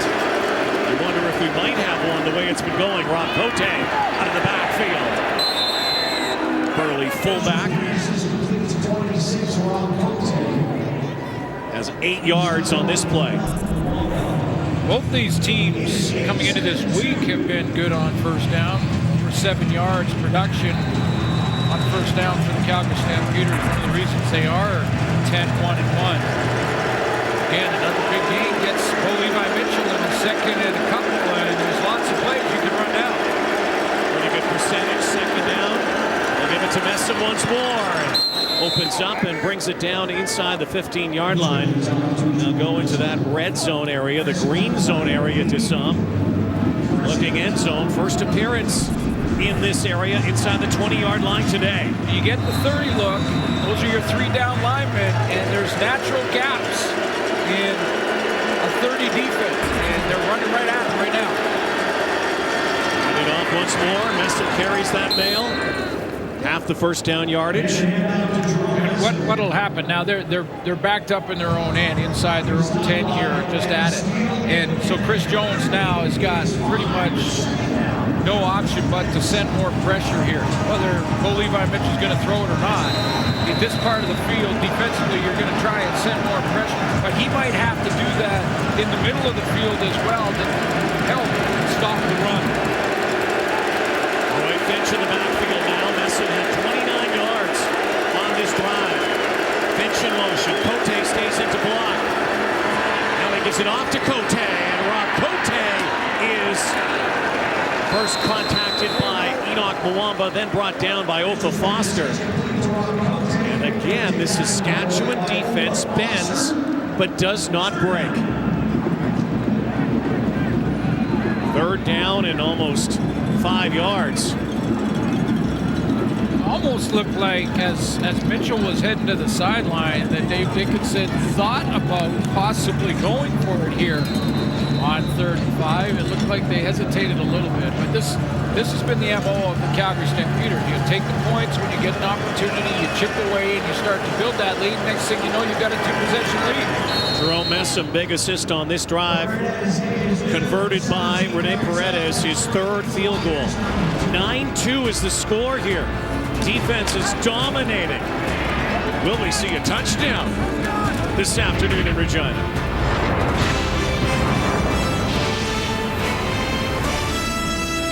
There he got the rouge. But you know it's a CFL game when there's a rouge. Yeah, and this it's actually kind of fun. I mean, it's geared between. Bo's not playing right now. He's not. He has been playing. You saw him playing yesterday. Yeah, in our interview room when we had Charleston Hughes in there talking to him, Bo was sitting waiting for his turn, and I walked out, and guess what he was doing on his phone? He was playing CFL Football Frenzy. Tons of fun for the kids, 8 to whatever, because I found myself trying it just to take a look at it, and 2 hours later, I was trying to beat, I don't know, Winnipeg or something. Yeah, I was hooked. 2nd and 10. Bakari Grant. Alex Singleton again in on the play. The other thing that's great about it, and I'll just, is there's player recognition in there. So when Kevin Glenn throws a touchdown, if you pick Saskatchewan, even if it's not your player, you can make your own player. But he'll throw it to Bakari Grant. Bakari Grant will be name tagged on the video game. Nice. So young fans of our game will be able to recognize some of these players, come and see them live at the park, and then play on their phone or iPad. Great stuff. Get it at the App Store. Yeah. Josh Bartell, another punting situation for the Riders. They've seen a lot of Josh Bartell, probably more than Chris Jones would like, but another great kick. He has done an absolutely terrific job today, keeping it away from Roy Finch and the Stamps. Well, Bo will get to his normal frenzy in a moment. Bo Levi Mitchell back on the field. 7-point lead with 8:13 to go in the third quarter at Mosaic. Pacific on TSN. Jerome Messam did make the club in the tub. He did make the club in the tub. Yeah. Jerome Messam was high-wired last time these teams played, 135 yards. He's had some big carries today, but still awaiting our first touchdown in this game. Another long field for the Calgary Stampeders, backed up to their 15. Mitchell now steps out of the pocket and completes the pass to Anthony Parker up near the 32-yard line. The sun to the shadows and a 16-yard pickup. Mitchell here is going to negotiate the pocket well again. 3-man pressure. You heard Henry Burrs at halftime talk about that 3-man pressure, that Calgary is getting pressure with just 3 at times. Saskatchewan didn't that time. Bo was able to negotiate the pocket and find his receiver downfield, get him out of the hole. On the edge of that shadow this time, and they hand it off to Jerome Messam, the 2-time most outstanding Canadian in the CFL, and of course a former Saskatchewan Roughrider as well. This will force Chris Jones, Rod, to maybe send more pressure. Get Enoch Mwamba up in the line of scrimmage. I know they like to send Samuel Ogwabin as well. And you can basically do it on first down as a run blitz, trying to fill all the gaps in the offensive line and not give Messam any room to hit it. Messam has 75 yards on 16 carries. Will he get the ball again here, or a Bo throw? He's throwing. No, he's going. Bo Levi Mitchell calling his own number. But then he is stood up and brought down, and short of the first down, will again bring out the punt unit. There's 2 runs in one game for Levi Mitchell. I mean, he had 1 carry in the first 12 games of the season, and he's had 2 today. That was all Bo Levi Mitchell. That was him calling that number. So now Rob Maver. Both punters increasing their averages here today. Getting a lot of kicks.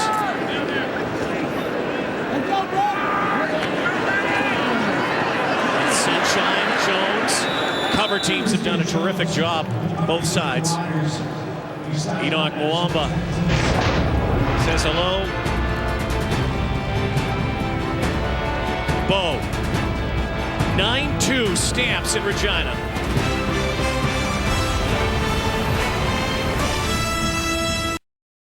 Life, Bobby Moynihan and CTV's new comedy, Me, Myself, and I. Tomorrow at 9:30, 10:30 Mountain on CTV. Glenn Suter, Rod Black, Lee Jones, and our entire crew back with you here. Heart of Saskatchewan. Stadium that this province built. Riders trying to continue their winning ways. They've won 4 in a row at home. Kevin Glenn goes over the top. Rob Bagg has his first reception of the afternoon near that first down marker. Looks like they'll move the chains, and they will. Good indication that Kevin Glenn's hand is okay, because he had to throw this one, put a little zip on it, make it a fastball over the middle, because that window would close quickly. Quick hitter once more. Charleston Hughes talked about that quick release of Kevin Glenn. He's been sacked twice today. That might be 3 times, but that's that quick release that Glenn has. It's an effective weapon. That might be one of the ways to beat this rush is to just go quick game and hope that your receiver catches that 3 or 4 yard pass and then makes one man miss and picks up some yards after the catch. Riders are without Naaman Roosevelt, still undergoing concussion protocol, likely out for the rest of the game. And a catch. Nice catch. Bakari Grant. They're saying no catch, incomplete. He tried to sell that. Did he trap it? Fooled us. Yeah, well, he was going away from us too. It looked like he had stabbed that one, but if he uses the ground to trap it, no, it bounced off the ground. Good call by the official there. Right there. They get 1 first down in this drive, but again, it's been a day for the kickers. Hey, I'm okay with defensive games. I'm okay with it. It's strategic, and you can't really get on the Saskatchewan defense at all. They've given up 3 points 3 times against a team that averages 32 a game. Strategic placement. Directional punting has been outstanding today. So Calgary will have the ball when we come back. There's a former Rider who was put on the Plaza of Honor here yesterday and today honored. Lee Jones will speak with Wes Cates when we come back. Latest new members to the Plaza of Honor here in Regina is this guy, a former Stamp and, of course, a former Rough Rider. Wes Cates played in 3 Grey Cup games, won 1 with the Saskatchewan Roughriders. Wes Cates, all-star in the Canadian Football League, who is with Lee Jones. Yeah, thanks a lot, Rod. Wes, you were in Calgary behind Joffrey Reynolds, waiting for that opportunity, traded to Saskatchewan. What did it mean to come here and be placed in that first-team offense? It was just an amazing opportunity. I mean, Joffrey Reynolds, John Cornish came in that year, and I knew it was thick in that backfield. So to be able to get moved over to Saskatchewan, I was a little upset at first, but I realized it was the best thing for me. Got my chance to be the guy and took full advantage of it. 2007 Grey Cup champion, went to the 09 and 2010 Grey Cups. You played with a fractured foot in 2007. How'd you do that? For sure. I did it by getting a couple second opinions. They told me I was shut down. But a couple doctors said I couldn't hurt myself any further, so they poked and prodded a needle around there, froze the area, and it was tolerable to pain, and I went out there and ran and helped our team get that cup. Jerome Messam with a long run. You analyze games here locally. What can you say about him? Messam's a load. He's a tough guy to bring down, and he's got some quick feet for his size, so that's always a problem when you get big athletes that can move. So the Riders just need to stop him before he gets going. I think they'll have a chance. If they let him get that load going, they're going to have a long night ahead of them, definitely a long second half. Well, thanks for this, Wes. I got to go check on Jerome Messam, who just limped off the field. Thanks for doing this. Hey, thanks, Lee. Congratulations to Wes Cates. Jerome Messam limping off the field, and he had banged up those feet. 23-yard gain, though, for Messam. Put Roy Finch in the backfield. Trying to get an update. Stamps scrimmage, 1st and 10 from their 52. Mitchell over the middle again. And Roy Finch makes the catch.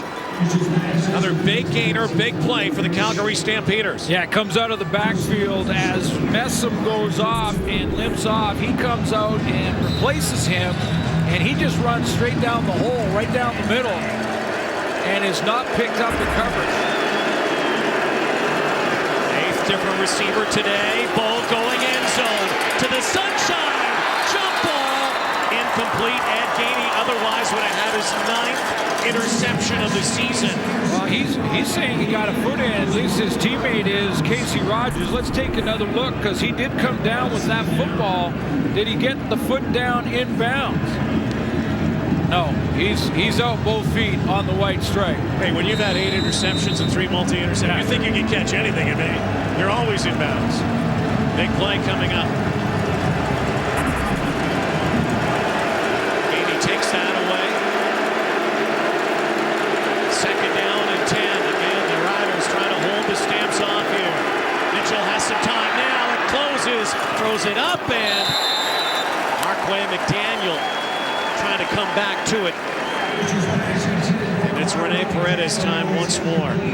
You know, Levi Mitchell here has a little more time than I think he thinks he has. He's got 3-man pressure. He's negotiated the pocket well up to this point, and AC Leonard does close in, forcing to throw that off his back foot, and he just misses the throw. You can see the wobble on that football. Rene Paredes, the 39, trying to make it 4 of 4 in the afternoon. Success. 10-point game now. Still no touchdowns, all kickers, all defense here. And it's autumn. Defenses rise up as we head that final third of the season. Micah Johnson's been busy. Charleston Hughes.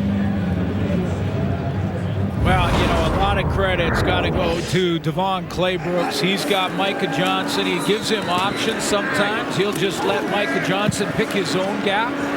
Jagarrett Davis has got up there and got some pressure. He's in that conversation, one of the premier rush ends in the league. And I waited to mention Charleston Hughes, 3rd in that list.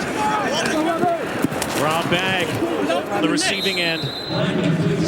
You know, T. Evans makes the tackle. When you look at the coaches that Devon Claybrooks played for, worked with in his past, you can see why he has been so successful as a relatively new defensive coordinator. I mean, this guy has worked with Bill Parcells, John Gruden, Tony Dungy, and Dennis Green in the NFL. Not to mention Rich Studler, Tressman, Huffnagel, Rick Campbell, and Chris Jones on the other side of the field today. Little screen here. Keenan LaFrance with some running room. More running room and a big play from the Riders. There is a penalty flag down though, and it might be coming back. France sprung out of the backfield, but I think this is going to be erased. Offside, Saskatchewan, I believe, is the indication. Offside, Saskatchewan, number 88, 5-yard penalty. Still 2nd down. Caleb Hawley got a jump. This was a perfect read by Kevin Glenn. Well, it was the right play call against the defense, which hasn't happened very often today for Saskatchewan offensively. Let's take a look at the snap. All 24. I'll try and find you Caleb Hawley in there. Up top, there he is. A couple yards, maybe 3 or 4. No question. He's a yard and a half past the line of scrimmage. That's just a lapping concentration at the wrong time. 90 seconds to go, 3rd quarter. That's the type of play offensively could have given them some confidence. See. Haven't had much of it today. Glenn has to hang on. And down he goes again. And guess who? Charleston Hughes rings him up once more. Now that's 8 sacks for Charleston Hughes in the last almost, well, two games and 3 quarters against Saskatchewan.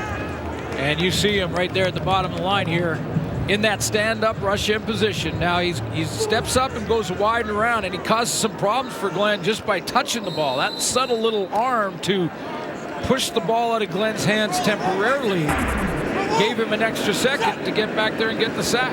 Adds another sack to his ever-increasing total. This is an enormous boot from Bartel, sending Finch back. Looks for a crease, and then he's upended.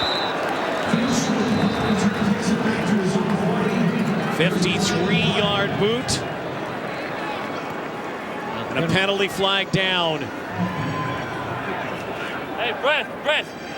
Hey, that gin, well, we want to take to you, right? So just... ring return, illegal block, Calgary number 3, 10-yard penalty, first down Calgary. It's a couple penalties on the teams for Patrick Levels. Calgary Stampeders. So Bo Levi Mitchell, who has a radio show in Calgary this week, was part of his show was this troll tweet. He was looking for some tweets from some Rider fans. He got a lot. And he says he loves being the villain in enemy territory. Here's Messam again, so look at this. Over 100 yards now for Jerome Messam, so he wasn't on that sideline very long. Carried some more riders, they couldn't bring him down. Another big day for 33. 241 yards for Jerome Messam. Last 2 outings against Saskatchewan and counting. He's got a quarter to go. Should be the final play of this third quarter. Bashes through once more for the first down. The Calgary Stampeders, who are 9-1 when they lead after 3 quarters this season, have a lead, 12-2. Looking to make it 9 wins in a row and 10 wins in a row against the Saskatchewan Roughriders. We head to the fourth quarter in Regina, a 10-point ball game.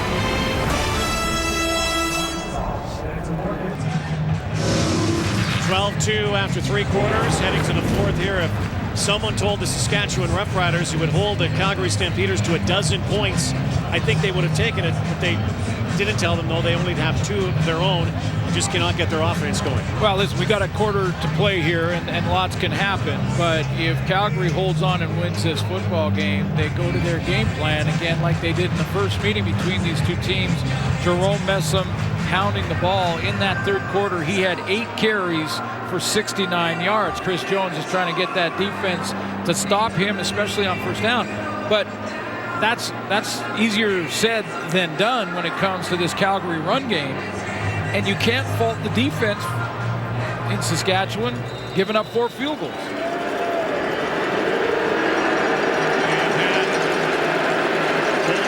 Mitchell's number. No turnovers, though. In terms of interceptions for Mitchell, Markway McDaniel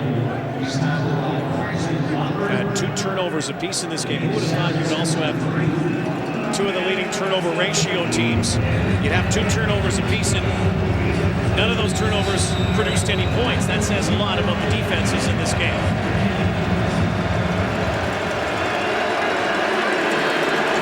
Early fourth quarter, lots of ball game left, though.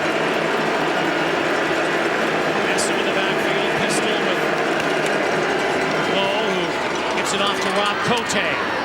Cote will get the first down on 2nd down and 3.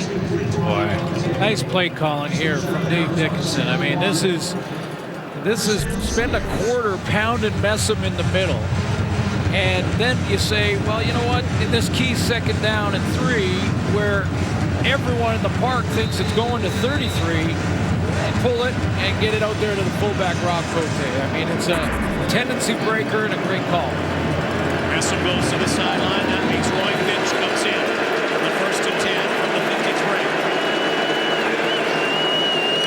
Oh, looks to his left. Now going through his reads. Decides to chuck it to the near sideline and has his man. And it's Rory Colhert. Just came into the ball game. Wow. 9th different receiver for Bo Levi Mitchell. And Rory Colhert, who is back home in his hometown, comes up with his 5th catch as a Stampeder. Starts looking this way. Nothing there. Go ahead and roll it. Now he's looking down the middle. Nothing there. Now he goes to his next progression. Over here, Rory Colhert got you through the read progressions, all the way across the field, wide side to short side. Still has that much time in the pocket to deliver a strike. Colhert, the former Saskatchewan Husky, and with Winnipeg, of course. Last 5 years, and Preston Butler trips up Roy Finch. Looks like they lost 1.5 yards, almost 2.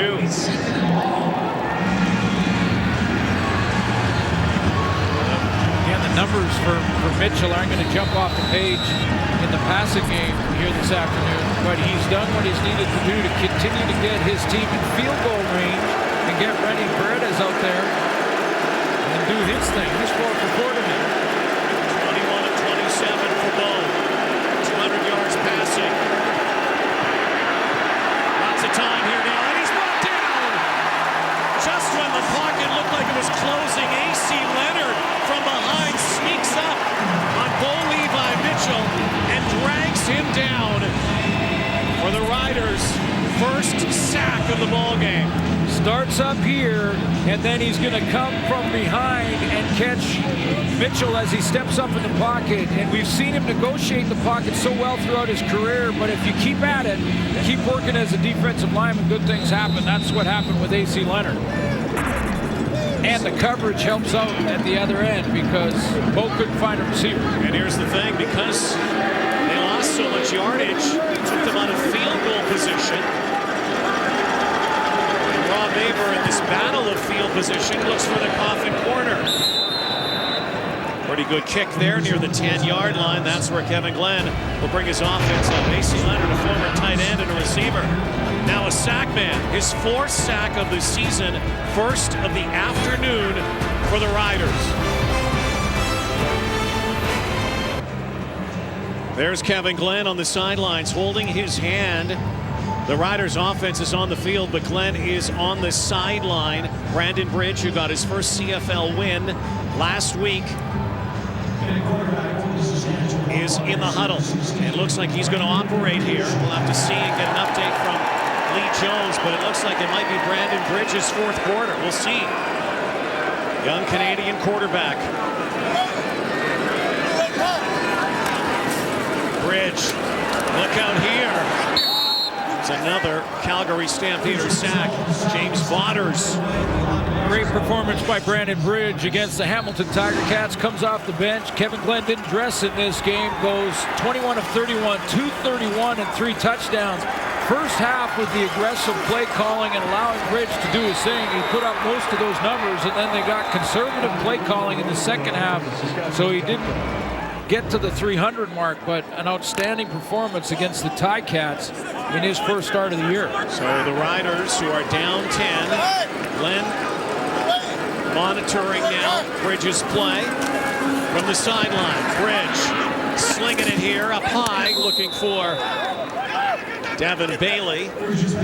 Incomplete pass. And so another long field becomes a boot here for the Saskatchewan Roughriders. Josh Bartell will come out. But with this push in the pass rush, Rod, from this Calgary defensive line, not a bad idea. Even if Kevin Glenn's hand's okay, to see what Brandon Bridge can do here. He's athletic, he can run, he can try and break down the defense with his legs. I mean, he was backed up against his own goal line here, but possibly next series, cut him loose and run the ball a little bit. Stamps could get some great field position here. Bartell. Finch, 38-yard kick. No gain on the return. Jerome Messam, another 100-yard day. Let's see if he keeps it going. 10-point Stampeder lead. Well, the Messam Express has delivered today. Especially in that third quarter, had 69 yards rushing on 6 carries. He's now at 113. So in 2 games against Saskatchewan this year, he's at 248 and counting. Clearly the game plan for Dave Dickinson. You don't see very often in the CFL a back getting the ball 28 times, or 19 in the case of this afternoon. You just don't see that many carries that often. But this is the key, clearly, Dave Dickinson believes, to beat the Saskatchewan defense. Punishing runner, tireless, back at it is Jerome Messam. Ducks underneath him, has half the first down yardage. Give him 4 on the play. Clock ticks under 10 minutes to play. The Saskatchewan Roughriders, who have not beaten the Calgary Stampeders since 2013, July 5th. Chris Jones, 2-7 lifetime against the Stamps as a coach. 0-3 as a head coach here in Saskatchewan.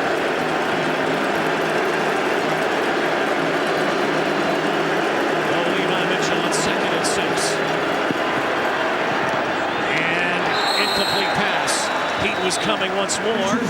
And once more, Saskatchewan Roughriders defense will stop a drive here. Now, last time they brought out Rob Maver. Well, they bring Maver out again, and his punt last time was a good kick to the 10-yard line. They'll bring Maver out once more, Suits. See, here's the box right here, and the Riders have been trying to load it up and go with just three-man pressure, dropping and having that big gap between linebackers and D-line. And this time, Guava didn't bail out of there. He stayed and made the tackle on that little, or made the play on that little screen attempt. No touchdowns in this game. Maver. And this time, the Riders get to Rob Maver again. The ball is in the end zone, but a flag on the play, contacting the kicker once more. Number 11. Ed Gainey. It's a 10-yard penalty with a first down. And so we'll keep the drive going. Ed Gainey too close. If you're attempting to block a punt, you've got to dive to the spot where the foot is, not where the punter will end up. And Ed Gainey, as well as he's played all year, just took the wrong angle. Now, it looked like he may have got pushed a little bit, and I think he was trying to make that argument. That doesn't matter. If you contact the kicker, you contact the kicker. No challenge flag necessary this time. Of course, Dave Dickinson used his challenge on the roughing the kicker call, contacting the kicker back in the first half. Well, Levi Mitchell's offense back on the field. And a crossing pattern over the top for Beggleton. Beggleton, a stiff arm down near the 20-yard line. Reggie Beggleton, this receiving core that's lost Tavares Daniels, Kamar Jordan, and also Lamar Durant has become a force in it. Well, you can be confident on offense. You can be patient on offense when you have the #1 defense in the game. And this Calgary defense has allowed Levi Mitchell to be patient, run the ball a ton. If they don't get it, no big deal, they run it. But they know their defense is locking it down. McDaniel in motion. They gave it to Messam. Goes up the gut, is lifted up and dropped by Enoch Mwamba, and flags fly here. Flags in play. Couple of Canadian players, Mwamba and Messam.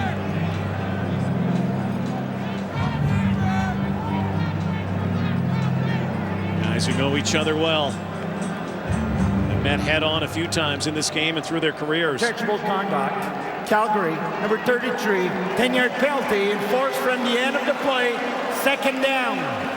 Messam to the sideline, said, yeah, my bad. He knows it.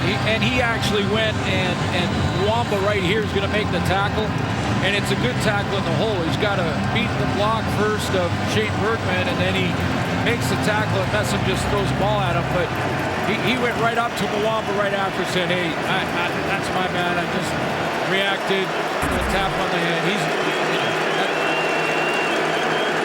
10-yard penalty, no second 15.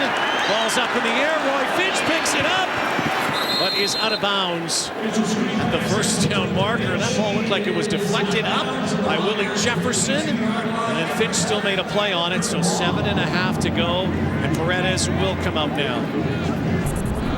Finch react to this. That ball's tipped by Jefferson.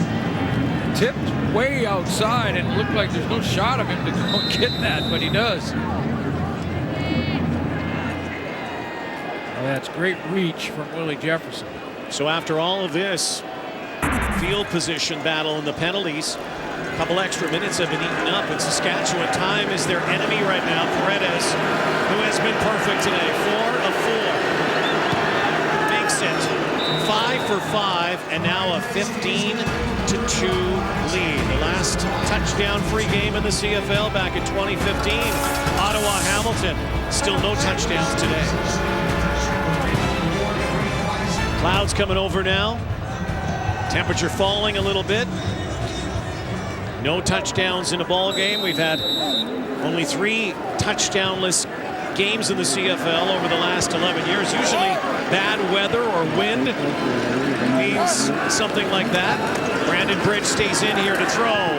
Bridge far side, and Bakari Grant has another reception and a big play here. So it looks like it's going to be Brandon Bridges' game to try to win here. Kevin Glenn's sidelined with that hand injury. You're right. The clock is the enemy now, and Brandon Bridge found out exactly what Kevin Glenn was going through for 3 quarters, because he does deliver a strike here, good completion, and he gets tattooed by Micah Johnson. 22-yard gain, but he paid the price. 2-possession ball game, though. Young Canadian quarterback, 25-year-old out of Mississauga, former Alouette, played his college ball in the States at South Alabama. There he goes again, tossing it up, complete. Caleb Hawley has it inside the 20-yard line. Air Canada. Great cut hit again. He steps in there, takes it again, but this time he throws it flat enough that Hawley can come back to it and don't allow Jamar Wall to get involved in the play. A 34-yard gain, back-to-back completions for Air Canada. They can find a way to get to the end zone, could make this very interesting. Bridge. Oh, what a catch by Rob Bagg. Hello. One-handed catch in the bag. In behind him, and he stabs it. Brandon Smith closing. So a 5-yard pickup, 2nd and 5. Critical here for the Saskatchewan Roughriders, down 13. And 3 down territory now. Just 2 of 14, Glenn, on 2nd down for the Riders today. Stamps defense has been crazy good. Pump and go. End zone. Touchdown! Devin Bailey hangs on. Brandon Bridge took a shot. So did Bailey, both ends. Quarterback and receiver now. Did Devin Bailey have possession of that football? They will review this. And so both Saskatchewan quarterbacks are now banged up in this one. How about this grab and the throw from Brandon Bridge? What a shot there by Seontae Evans. Extricated the football, but they're saying it's a touchdown and will go to review. Devin Bailey gets the foot down with control. Does he survive contact? It looks like he does, and then the ball gets pulled out. That's touchdown at that end. I'm more concerned, I think, for the Riders and their fans that both players were hurt, because coming off, Brandon Bridge was holding his ribs.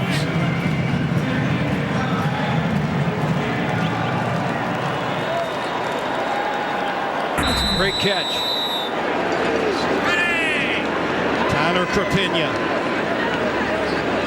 Make this a 6-point ball game. Stamps jumped. Great discussion by the panel in our pregame show about Canadian quarterbacks and the feature we ran that you can see on tsn.ca later if you missed it. But boy, I agree with Matt Dunnigan that first of all, it's really time that the league changed the rule, and if you start a Canadian quarterback, he counts. He counts. He counts as one of your starters, because right now he doesn't. He doesn't have that status. It doesn't give the team with a Canadian starter a chance. Now, I'm not anointing Brandon Bridge the starter for the rest of the year because of one series. The foul occurred prior to the play. We've got offside, Calgary number 25. A 5-yard penalty will be enforced on the convert, as it cannot be applied on the kickoff. We didn't have a play. So there was no play, so Krapinja has to have a reboot here, even though the ball went through the uprights. Brandon Bridge, though, you talk about that Canadian quarterback, got his first win last week. First time a Canadian had won as a starter since October 14th, 1985. Yeah. Well, you know, and again, Kevin Glenn's a starter here. That's not going to change, but when he's healthy. But Brandon Bridge, how many quarterbacks from the U.S. have been given ample opportunity, game after game, start after start, have been considered a guy that could come off the bench in relief if your starter's not playing well? There's been many over the history of this game. But for some reason, Canadian quarterbacks like Bridge are developmental guys. Bridge is ready to play. He's ready to lead a team.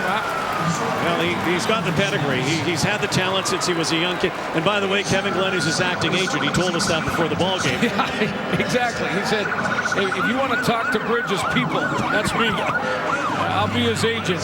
But, you know, I mean, listen, the guy athletically has a tremendous upside. We're scratching the surface on what he can do athletically. But for some reason, he gets this label because of that passport. You know, So it's interesting today to note as well, we have two Canadian quarterbacks, Andrew Buckley, who is the backup in Calgary. And, you know, we're in an age now where hopefully this argument won't have to be mentioned. And it was a great discussion in the pregame show. And, you know, they got a good quarterback in U Sport here in Regina as well, and Noah Picton. That's doing great things. Heck, Crichton winner. We'll talk about him down the road. And there's a kid down in the States right now out of Toronto, Nathan Rourke, who's playing for Ohio, who's trying to take the path that Brandon Bridge has taken. He won yesterday in double overtime over Eastern Michigan. Russ Jackson smiling. It's been a long time. So are the Rider fans smiling now. We got a ball game here. We finally have a touchdown. Stampeders win streak could be on the line here. Roy Finch. Extra yards gained. Wobbin there to make the tackle. Bo Levi Mitchell with 4:20 to play. As much as we talked about the Calgary defense in this game, the same can be said about Saskatchewan's game. Have kept their team in it.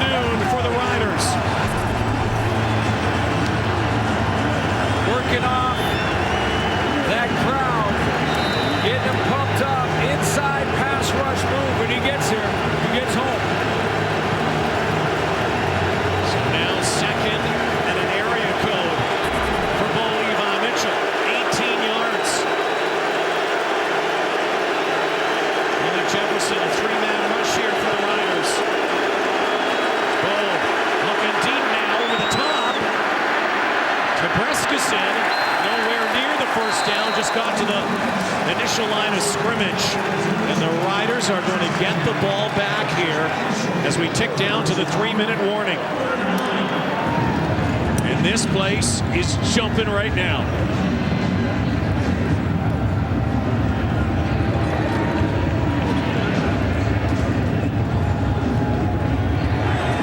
Christian Jones back. Rob Maver to kick.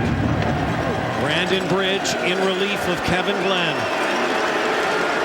A win last week in Hamilton. Can he engineer a comeback here for his Riders?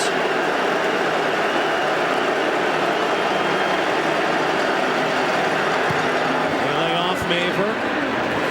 Ball bounces in front of Jones. Can have some running room here. Christian Jones trying to kick it outside. Stiff arm and a great tackle downfield by Tunde Adeleke. So here we go. 3-minute warning. 2.5 left. Brandon Bridge at the helm. And the Riders down 15-9.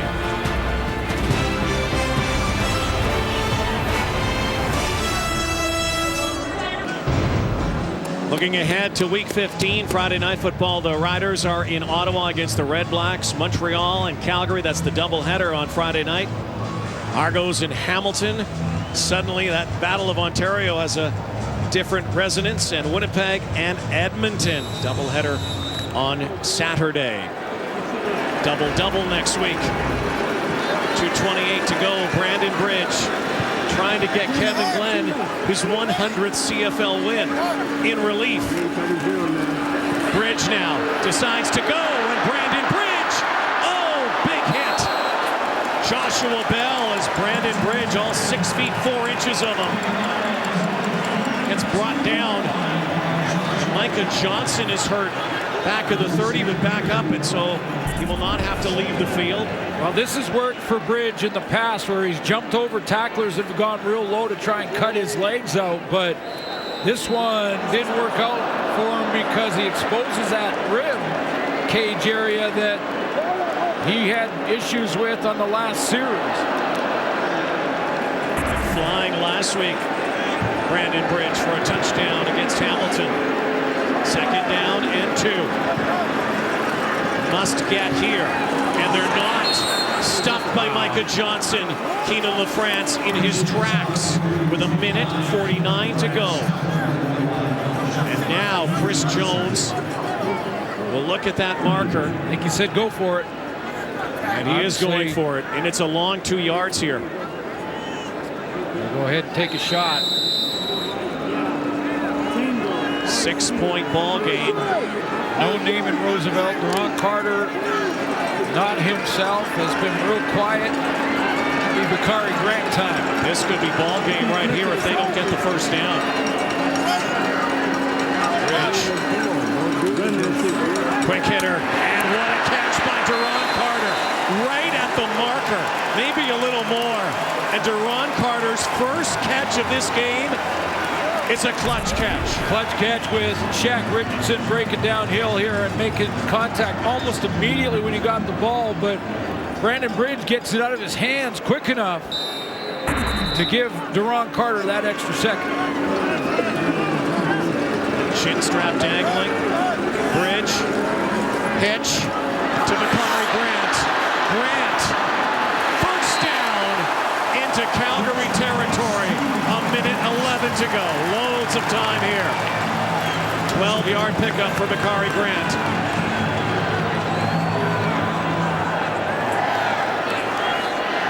Get right to the line of scrimmage. Brandon Bridge, who's come in for Kevin Glenn. Here comes the heat. There goes the ball, and almost tried to thread the needle with Rob Bagg and Brandon Smith with the knockdown. Keep in mind that Chris Jones still has a challenge flag left. Well, Brandon has his challenge. Yeah, the Saskatchewan bench, Rod, was upset thinking that Brandon Smith got there a little bit early before the football. No challenge from Chris Jones. They're looking hard at it though in the replay.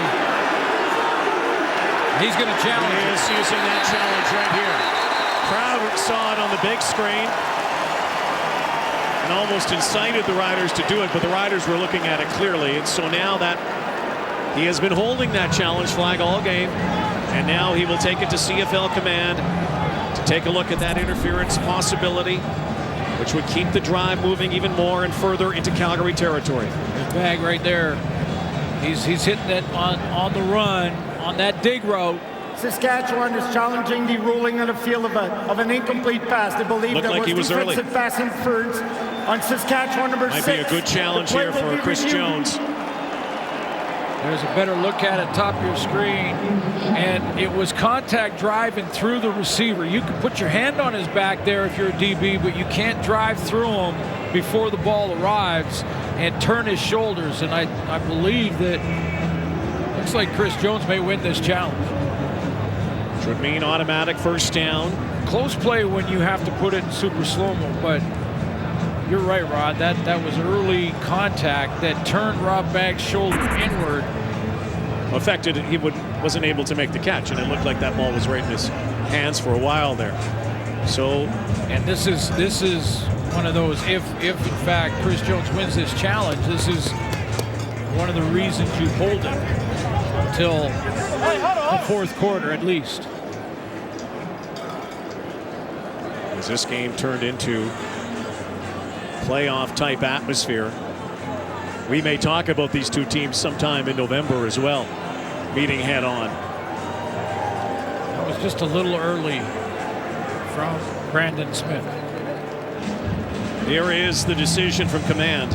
After review, defensive pass interference. Calgary number 28. The ball will be placed on the 40-yard line. First down.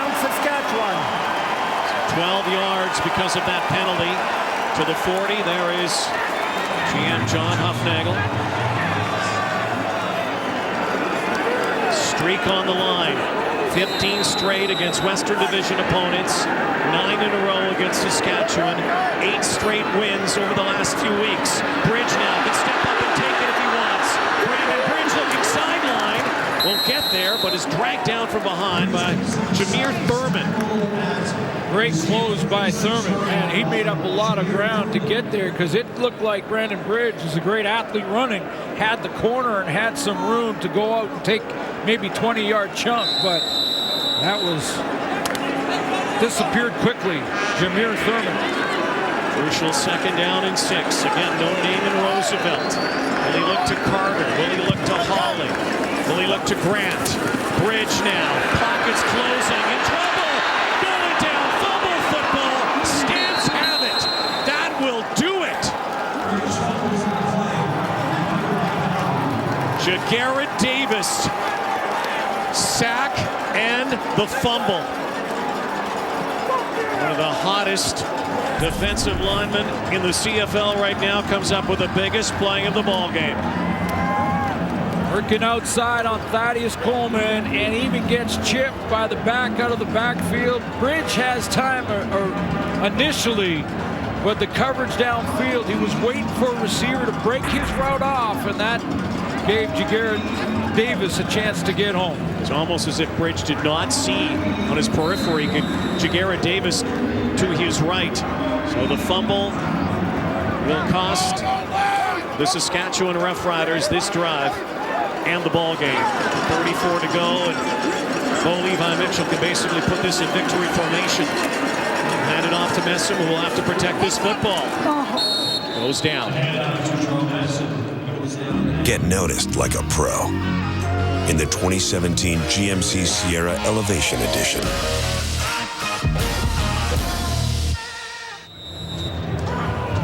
Seconds remain. It's okay. It's a game, baby. I don't know what to expect, but talk to you later. Former SMU star Jagarrett Davis.